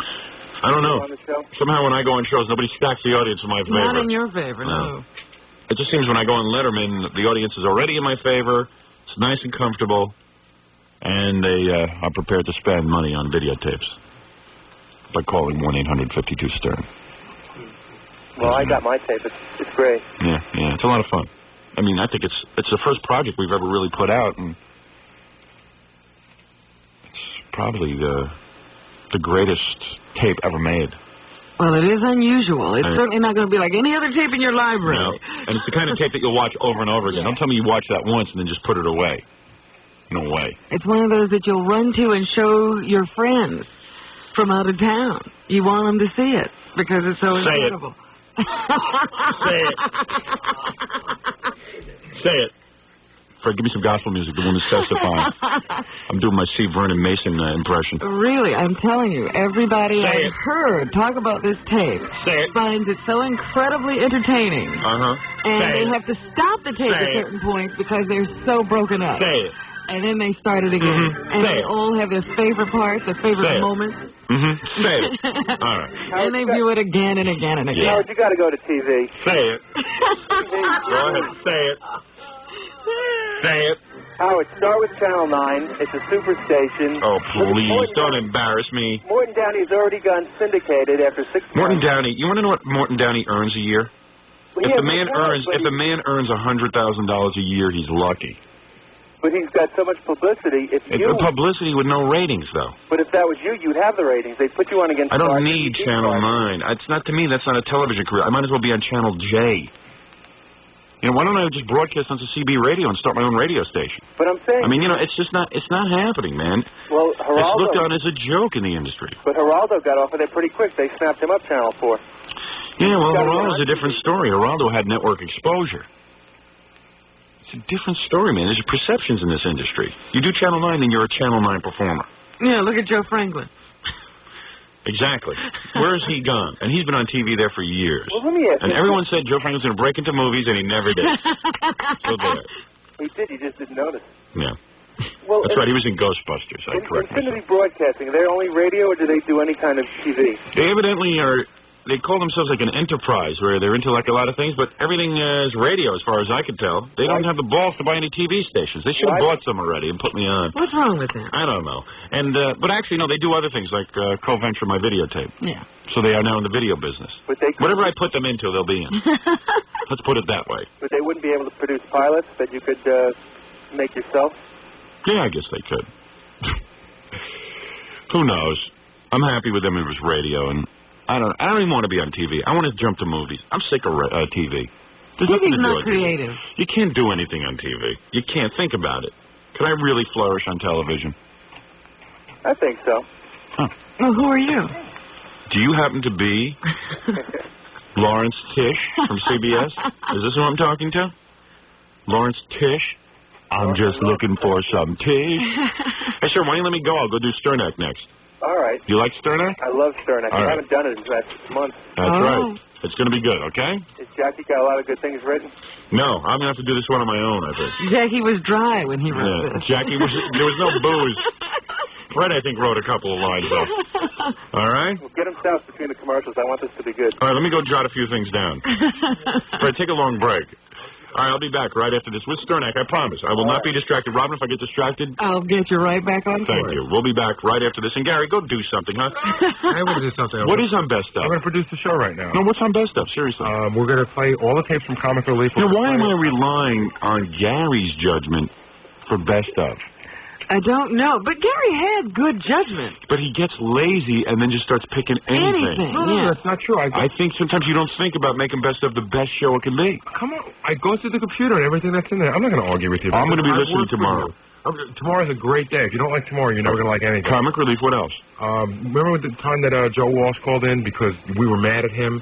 It was his birthday, and we got kind of an argument with him. You abused him a little bit. Right. And his girlfriend got on the phone. Okay, that was a good bit. She hit him in the head with the pizza tray. Right. And then the beginning of the show is you talking about just one of your general raps that lasts about an hour, talking about your family and about Nicole Schmiegel and kids' names and all that stuff. Good. Okay. Listen, tomorrow's a really good Best Of. I'll listen in. Okay. Because I thought for sure you'd rush that half hour of Curtis Sliwa and put that into the 9 o'clock hour, and then take Sandra Bernhard. Why rush it this week? And take all those 10 o'clock. But I always play those. I mean, I'll get around to play them. Why rush it this week? Okay. You know what I'm saying? All right, just make sure it's good. Okay, but can I produce the show now? Yeah. It's time to do the classic clip. Oh. Idiot. I don't know what we'd do without him. All right, classic clip. All right, movie clip. And here's my information. Gee, thanks, Gary. Thanks for breaking the flow of my show. Each weekday morning, I'll play a clip from a classic movie. Then listen to Jimmy Fink between 11 a.m. and 12 noon, and when he'll ask you to identify the clip, you could win a free VCR from Trizzy Camera, $92, and free movie rentals from Palmer Video Stores. Certainly worth staying on the phone all day for. All right, so here it is. That's pretty good, man. A free VCR. I'm not complaining. And Palmer Video Stores and free rental, all those free movies. Now remember, your chances are pretty good. Your chances are 1 in 250 million. So now listen carefully. It could be you. Because radio contests, there is always a winner. Sir, have you ever won anything on a radio station? No. Yeah, but you got through on the air, and you got to say that's good. All right, you won in a sense. Well, I don't listen to any other radio station. Right. All right, I'm just giving you your odds. Here you go. Listen carefully. See, we don't even have to bribe this guy to listen. You don't usually do any contests anymore. I know. I'm sick of it. I figure I'm so talented I don't need contests. Right? Yeah. No. All right, I'll start doing some contests. How about right now? All right, here we go. What's the matter with you then? It's grandfather. I can tell he doesn't like me. It's because of Little. You've got an inferiority complex, you have. Yeah, I know. That's why I play the drums. The active compensatory factor. Trying to decide which movie that is. A foreign film. I know which one it is. Does that start with an H? No. Well, no. No. Well, does it start with A? Right. Yeah, right. That's what I mean. I didn't want to say A. A-H-D-N? Mm-hmm. Oh, okay. Yeah, I got it. I'm going to call in and win. I could use a VCR. I only have 9. What's in the office? Well, an extra, just in case. Yeah. Then you got to listen to Jimmy all day. What's that? Yeah, I got to listen to Jimmy. I don't know. I don't know if I'm going to do that. What time is he playing? Maybe we could just listen that little bit of... we got to listen the whole hour between 11 and 12. Well, I'll tell you what. Each one of us will listen 10 minutes. Okay. All right? We can handle that. Yeah, we could do. Jimmy's great, and he'll be playing great music and be giving away that. Okay. All right, we got a break for commercial. We're way behind. And then Sternak. Sternak. All right. Hey, Howard. Yeah. Those NBC tapes, is there ever a chance of them coming on again or no? Yeah, I'm working on it. Negotiating. I'm negotiating. As we speak. That's why I'm not paying attention to this show. It's not a done deal yet. Yeah, okay? Sir, I got to go. All right. You want to stay on hold and then tell us what you think of Sternak when we're done? Okay. Okay. We'll be back right after this. All right, 754 92.3 KROC WYSP. And don't forget to go to Jersey Camera. Are they going to be on the boat? No, probably not. Yeah. They don't shake hands, do they? They shake hands with me. But it would be terribly difficult on the boat with everybody extending their hands. Yeah. When I first met with the guys from Jersey Camera, some of the guys were Hasidim, and everyone told me don't go shake their hand because they won't shake your hand. What does that mean? I don't know. They have all those kind of rituals and stuff. And I said... But it's not like a germ phobia or anything, is it? No. I guess it's just like your time of uncleanliness or something. I don't know. Don't ask me. I'm still working on the sideburns, all right? I'm all confused. So, but no, they shook my hand. They dig me. And I'll tell you something. I dig them. I love Jersey Camera. God knows I love it. It's a shame they won't be on the boat. I love those guys. Well, I think they're serving shellfish on the boat, so. Yeah. What's going to be the food this year on the boat? I don't know. Was there food Yeah, there was a big meal last Big buffet. I heard it was good, actually. Chicken? I wouldn't know. I was so busy being talked to and lectured by every sponsor and being told what was good on my show and what was bad, and being asked if I was really kidding. Anyway, I got to tell you one thing about Jersey Camera, and no one will offer you this. You can call every video store, every store that sells cameras and Sony and Panasonic and GE and Minolta and JVC and RCA and Yashica and Canon and more. You can call every one of them, and no one will give you this, a 2-year free guarantee. You will pay dearly for your guarantee. You know what? Anywhere else. I'm going to accept that challenge. This is going to be like Fight Back. Today, go ahead. I'm going to go call all those stores. No one will give you, I promise you, no one will give you a 2-year parts and ask for a parts and labor guarantee. Parts and labor? On a camcorder. Hey, call them on a camcorder. Say, what's the guarantee on a camcorder? All right. All right? Now, I'm going to tell you something. The same service will cost you up to $250 at other stores to get that kind of guarantee. I'm talking about $250 that you save at Jersey Camera. Jersey Camera with convenient locations in New Jersey on Route 18 East Brunswick, Route 46 West Patterson, Teaneck, Leonia, Route 17 Paramus, and Route 22 Union. Also in White Plains and now Nanuet, New York on Route 59 across from the Nanuet Mall. All right. Now I'm going to do Sternak. Yes. So you go into your, wherever you go. I was going to complain about Trump, but... Well, we can get back to that. All right. You promised Sternak. Because I don't understand that guy. Doesn't make sense to me, but all right. Well, I have my theory. It is time for Sternak. All right. All right, now you introduce me. Yes.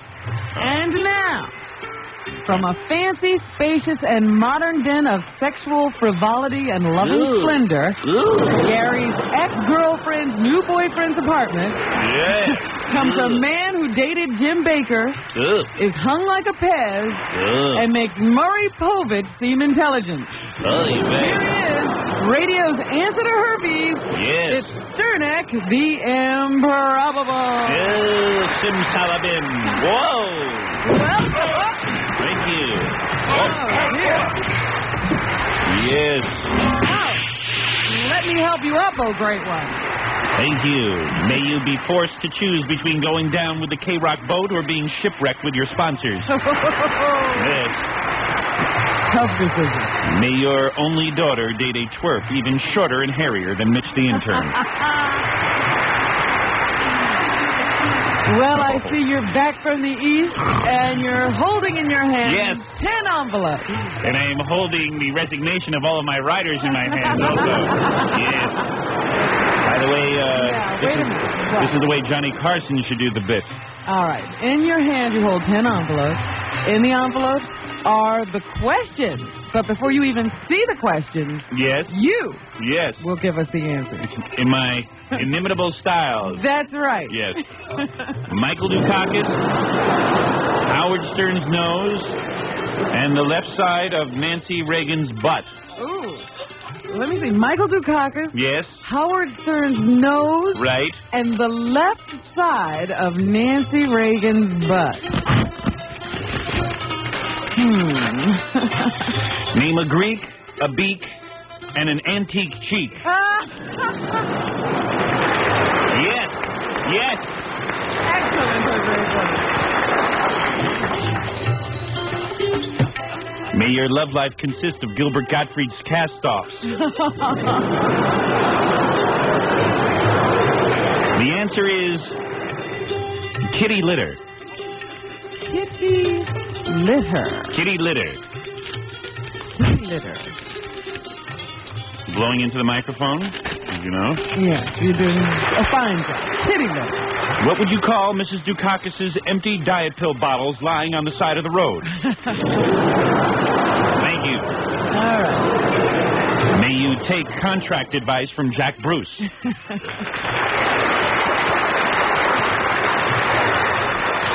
Rice Krispies. Rice Krispies. What is this? Rice Krispies. What was Gary Hart's pet name for the sheets on the monkey business? May you fly to Larry King's show to promote your videotape and sell more of them on the plane going down. That's possible, you know. May Tom Chiasano, our general manager, budget your son's bar mitzvah. Buffalo Bob. Buffalo Bob. I'm even holding the envelope up to my head, if you noticed. Buffalo Bob. Yeah, you're doing the whole thing. Buffalo Bob. What did Tonto say when he saw a gay buffalo servicing his life mate? What? Buffalo Bob? What? I don't know. Come on. It's 6 months to write these, you guys. May you go shopping for guns with Frank Stallone. May you wake up next to Jim J. Bullock and have damp pajamas. Ooh. The Big Chill. The Big Chill.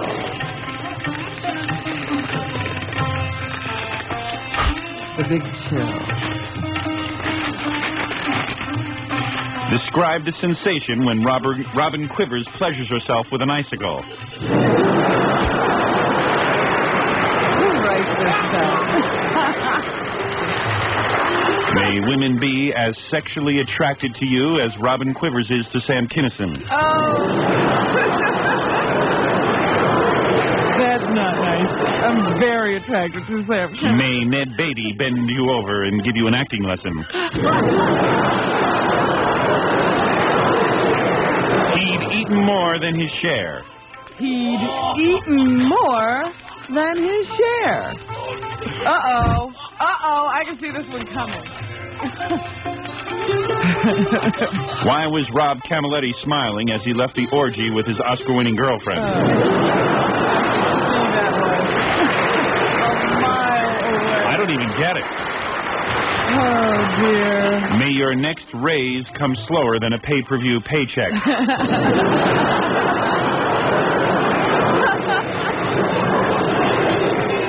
A snake in the grass. A snake in the grass. Snake in the grass. A snake in the grass. Snake in the grass. Snake in the grass. Describe Siobhan, the hula dancer, from the waist down.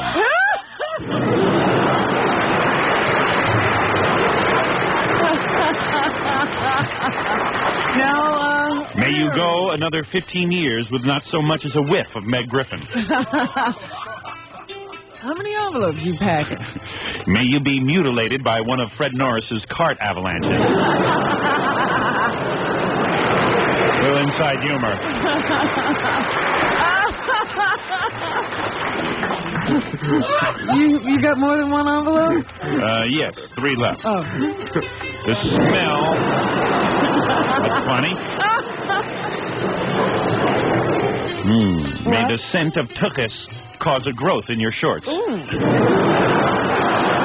Notice I said tuchus just like Johnny Carson would say. The smell under the... What? The smell under the Gibb brothers' armpits after oral sex. What? The smell under the Gibb brothers... what? I don't even have an answer for this. I just want to hear you say it. The smell under the Gibb brothers' armpits after oral sex. All right. What is BG... Oh, boy. I can't even say this. What are you, out of your mind? Oh, man. Oh, dear. I have to find out what that is. I'm going to save this one for the book.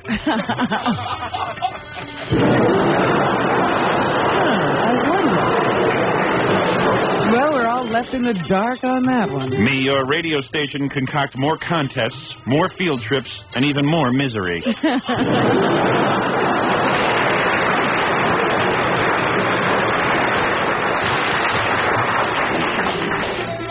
May you beat the premise of phony phone calls so far into the ground that your entire audience answers the phone. Hello, Howard.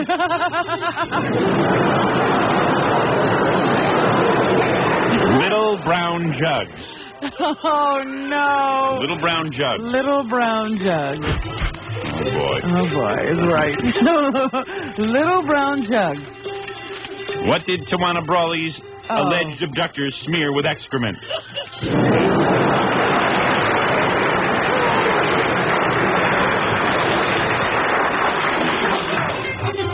May one lunch with Bob Guccione Jr. leave you with an annoying British accent. Do you have a link? Yes. What do you have in... I have in my hand. Yes. The last envelope. Very funny. May a truce with Richard Belzer be of no professional or financial value.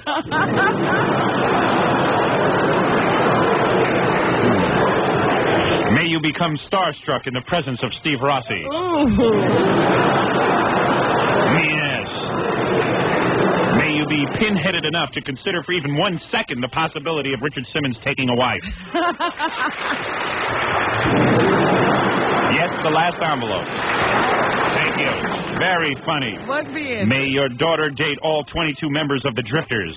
Ooh. Thank you. Answer, please. Geppetto, the One-Legged Kennedy, and George Rose. Geppetto, the One-Legged Kennedy, and George Rose, the Broadway star who died in the Dominican Republic.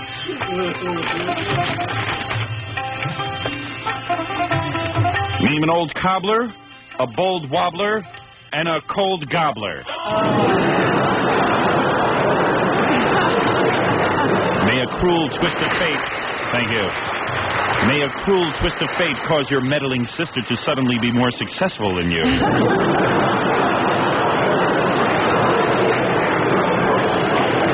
May you spend prom season in a sticky limo.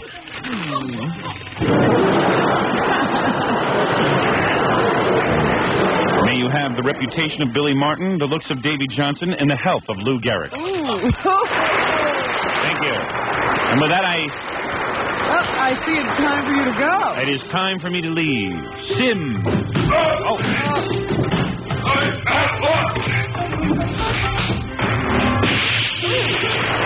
Salabim. You gotta watch that step over it. Oy vey. We'll be back after these words.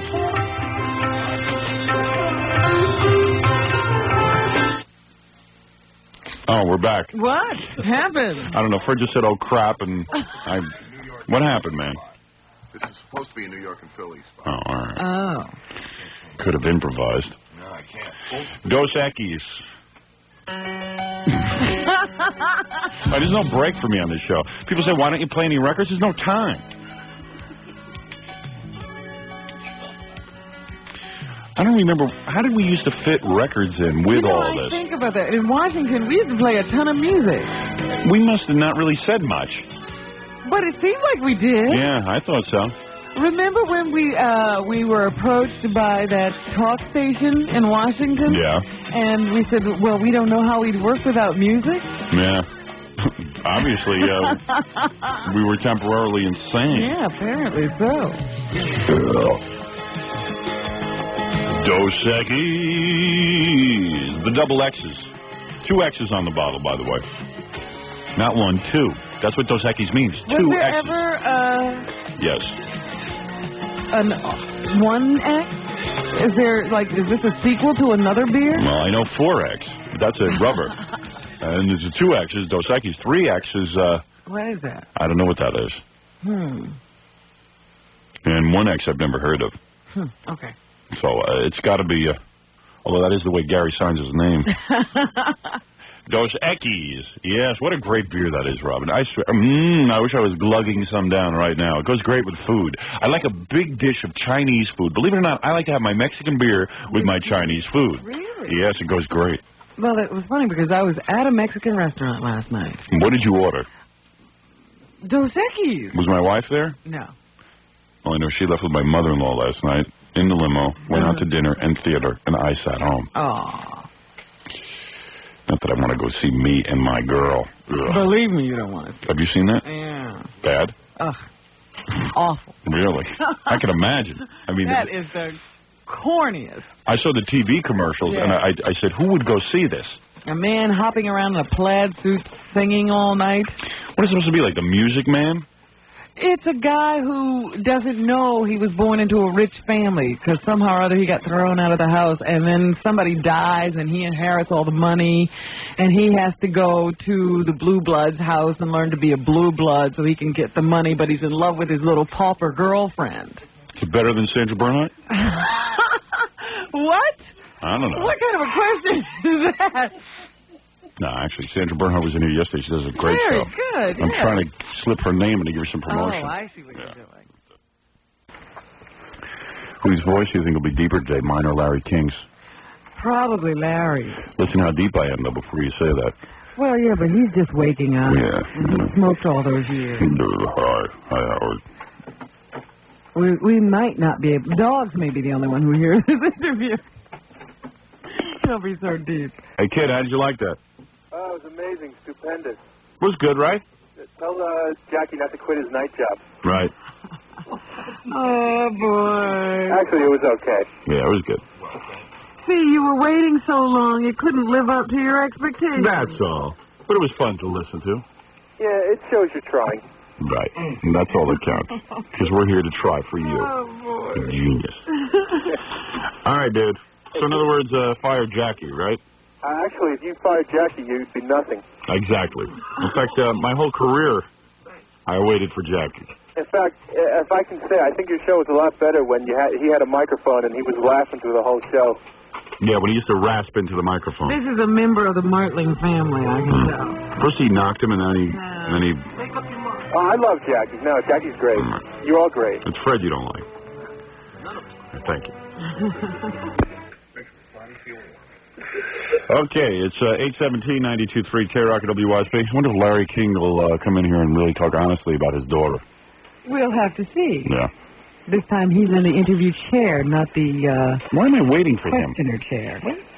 Why am I waiting for him? What do you mean waiting? Why doesn't he get in here early when people will hear him? Did you ask him to come in earlier? Yeah, of course. I don't want the guy here at 9 o'clock. Get in now. What is his pressure in life?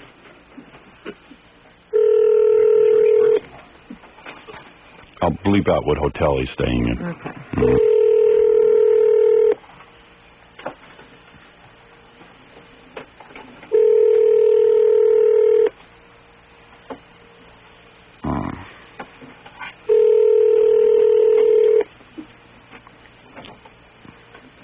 Do you know he's staying in the Best Western? In Danvers? How's he going to get here? He left at 2 in the morning. Whatever hotel he's staying in, I'm not They getting don't that. answer. Let me try again. Hello, can you put me through to Larry King's room?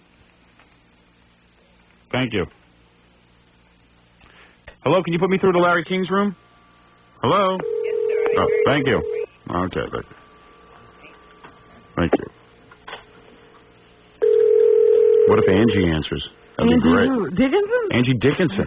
That'd be great. You got Hello? in that room, Larry? Oh, Angie, who is it? I can't hear myself. I don't hear myself. I don't hear anything. Probably in the bathroom having a cigarette. Out on the balcony. I can't feel myself. No answer. Maybe he's on his way. Yeah, maybe he couldn't wait. He's so excited. I'm sorry. Okay, thanks anyway. Bye. Maybe he got lucky last night and they went to her place. Yeah. He's a real playboy, you know. Yeah. They got him linked with everybody. With that puss, I could see why. Oh, yeah, baby. That's it. Yeah, come on. Come on, massage my heart. Ah, yeah, that's it. Yeah. I'm going to give it to you good. If I can find it. Now, wouldn't you sort of be afraid if you were with a Larry King and he had all these heart problems that if you got him too excited? Ooh, Larry, I love that scar on your chest. Yes. Oh, God. Oh, that feels good. Oh.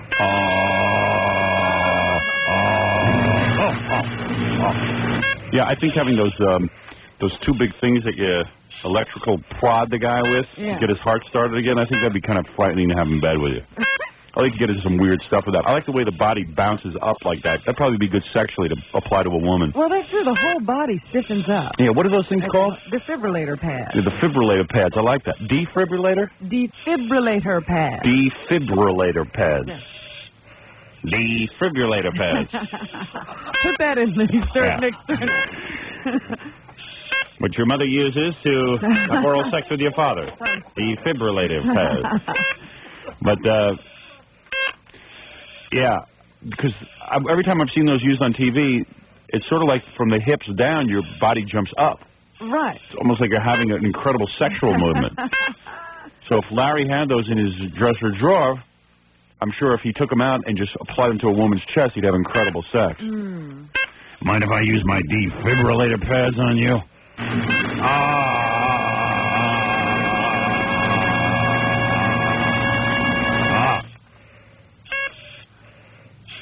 Excellent. When he comes in here, let's also, let's keep this resuscitator thing going the whole time. Good. And I'll keep playing the... All right. We don't want him to feel... too comfortable. Yeah. Unlike on his show where he tries to make people feel comfortable, we try to make people uncomfortable. Sort of clam up. Yeah. That'll be good. Anyway, 8:22, we're doing the news, Robin. That's right, Howard. And there was a racial attack on Staten Island yesterday. Well, I wasn't on Staten Island, so you can't blame me. It wasn't you? Yeah, although we do keep baseball bats in the back of Fred's car in case we do feel like racially attacking someone. Well, a black man who was on his way home from his job at McDonald's or Burger King or one of those fast food places. Yeah, Burger King. Shortly after midnight. Now, isn't his life tough enough? Yeah. I mean, look at this poor... I saw him on TV, too. He seemed like a real nice guy. Yeah. He's just walking home. He's working. TV reports are funny, though, because the reporters were so happy that there was, like, a happy ending to this story. They were like, a black man who was racially attacked by white men, a car was rescued by white men. Yeah. I mean, white men. I saw Jane Hansen during the story on Channel 4. Did you see all the Guido brothers standing behind her during that? Oh, yeah. Taking off their shirts and Hi, Mom. And showing the Pizza Parlor T-shirts. Yeah. To advertise their Pizza Parlor, standing behind Jane Hansen. Yeah. And don't those guys ever wear clothes? They were practically nude, except for those shorts and T-shirts they were holding. I bet you Jane Hansen wanted to be tied down to the Pizza Parlor. Hey, did Mitch work on getting those articles for me on Jane Hansen? Did he do that? Oh, Newt. I thought about that when I saw her doing the report. Okay, Herc. But anyway, the whole deal was, yes, that the guy ran into the pizzeria, and these two Italian guys. You know, maybe this Rambo stuff is true, because when you hear this guy's account of how he took on those 6 guys with baseball bats, it's incredible. You mean the white guy? Yeah. He goes out, he grabs one bat, takes care of the other 2, and 3 guys run away because he's so powerful. See, white people are good. They help blacks. And they were they said, you see, this was not a case, the guy said it was not a case of race, it was a case of right or wrong. Yeah, the Pizza Parlor owner was saying that. Young guy. I'm sure he's a listener of ours. I know, I was thinking maybe he should call us. Yeah, but we're too lazy to pick up the phone. I know. But it was, you know, it's a nice ending to a sad story, and the guy was, like, really thankful that, you know, somebody did something. And the thing is that the 6 guys in the car came back to attack the pizzeria guys after they had helped this guy. That's right. You know, he was already gone. Now, I heard they still wanted to fight. Yeah, and I heard the black guy said he would help them no matter what. Yeah. I hope I can be there for them. Yeah, right. Yeah. If I was you, I'd never run through that neighborhood again. He lives in that neighborhood. Oh, really? Yeah, he lives right around the corner from where this happened. He's a customer in the pizzeria. No, you ought to move. Avoid the complex. You just can't move every time something like this happens. Sorry, he was looking for trouble. Don't walk through white neighborhoods. Oh, please. That's it. The world will be a lot safer. Right. Yeah, I felt bad for the guy. He seemed like a nice guy. Yeah. Well, at least this time we don't have, you know, a Maddox, a Mason, and a Sharpton having a field day. They won't say anything about this case. Yeah, because the white guy helped out. Yeah. They can't make anything out of this. Yeah. Meanwhile, in that Tawana Brawley case, this Samuel McLeese, who came forward a few days ago and said he had tapes that prove the whole thing is a hoax, has not given up any tapes. Yeah, he's trying to cut an immunity deal. Yeah, he's still haggling with the authorities, trying to get himself some immunity, because he could be facing some pretty stiff charges that have to do with wiretapping, and there's also some drug-related charges. Because apparently this guy did some wiretapping for some drug dealers against some other drug dealers. So, who knows what's going on here? Yeah, he admitted to a little too much, this guy. Yeah, what the heck happened to him? I thought it was weird when he was on Channel 2 bragging about doing wiretapping. Yeah. I thought that was kind of weird. I would have handled it a whole different way. I would have said, look, my client, I wouldn't even reveal myself. I'd have a lawyer do it and negotiate a deal before I even came out of hiding. Yeah, what are you doing talking to Mike Taibbi? Yeah. Go talk to a lawyer. Right. But anyway, you know, it just goes to show you that the illegal businesses, the illegal drug trade, is just like a regular old corporation business that works on the other side of the law. They have industrial spies, too. Yes. You know, they're bugging other drug dealers to see what they're doing. Yes. And how they're merchandising. It's incredible what's going on. Meanwhile, Glenda Brawley has been in the church for 11 days. And she says she's getting spoiled there. Oh, yeah? Life is so good. She's getting pampered. Oh, yes, it's great here, she said. What are they going to do to her when they find out it was all a hoax? They're going to kick her out of here. Well, we're going to stuff you in the confection box and smear excrement all over you. I have plenty of company, plenty of food, and plenty of everything. Yeah, and then plenty of food for her must be plenty of food. Oh, yeah. Yeah. So the big woman. Have plenty of mustache makeup, too? Oh. Her room is divided with a folding door into a sleeping area and a living area, so she has like a suite. This am a suite. Whoa. Food and kitchen supplies are laid out on a long cafeteria-type table. Mm-hmm. And restrooms are nearby. Well, she's having a heyday here. I'm going to be spoiled when I leave here. I don't have to lift a finger here, she said. She'll never leave now. I have my facials done here, my hair done here. I have my dresses made here. Dresses made? What a tent manufacturer comes in. Just her dresses made? This is a poor woman. Yeah.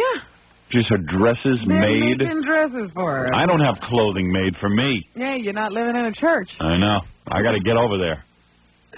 She took up residence there after she was sentenced to 30 days in jail for defying a subpoena to testify in her daughter's case.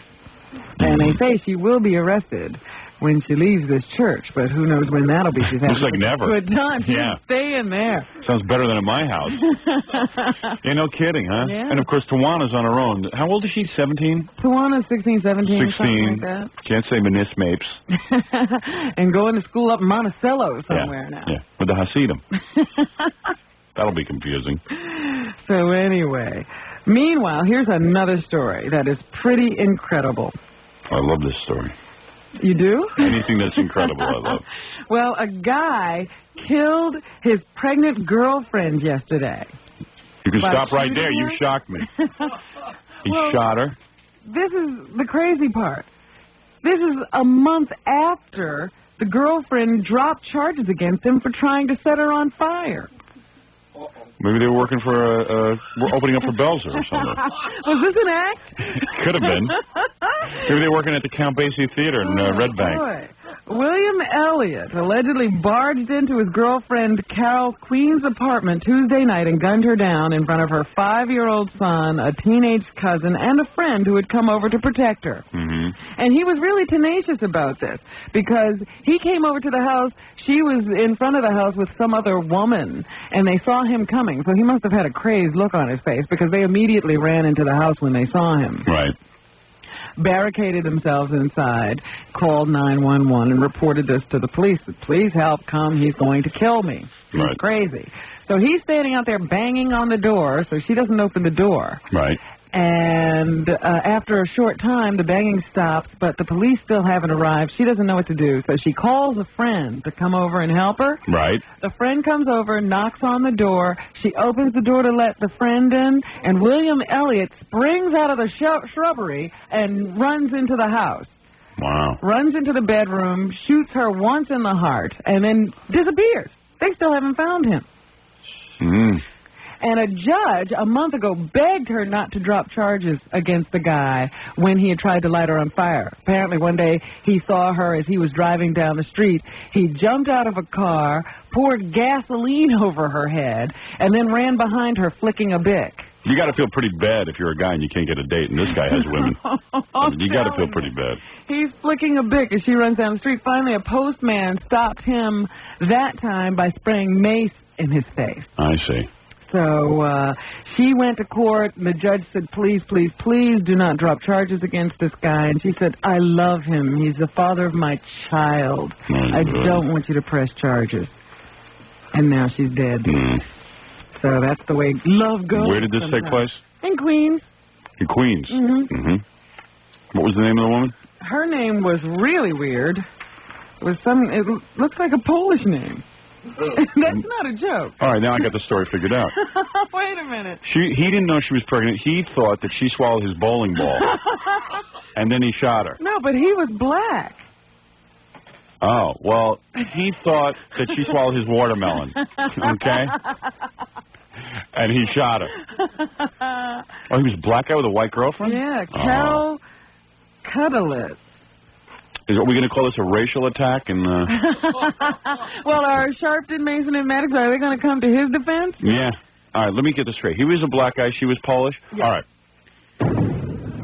He thought, this is what really happened. He didn't know she was pregnant. He thought that she had stolen his stolen bowling ball. How's that? And swallowed it, allegedly. But then why did he try to set her on fire before?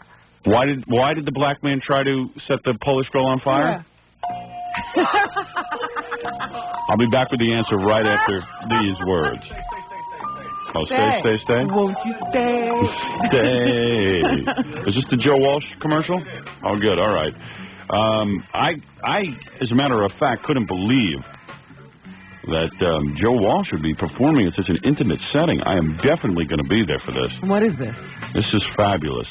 A special evening with Joe Walsh and special guest Leon Redbone. Freezing cold enough for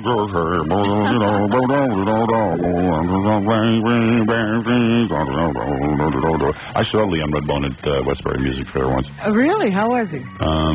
Real good. Yeah? Yeah, he's weird, you know. I like him. Yeah, he's weird. Hand me down my walking cane.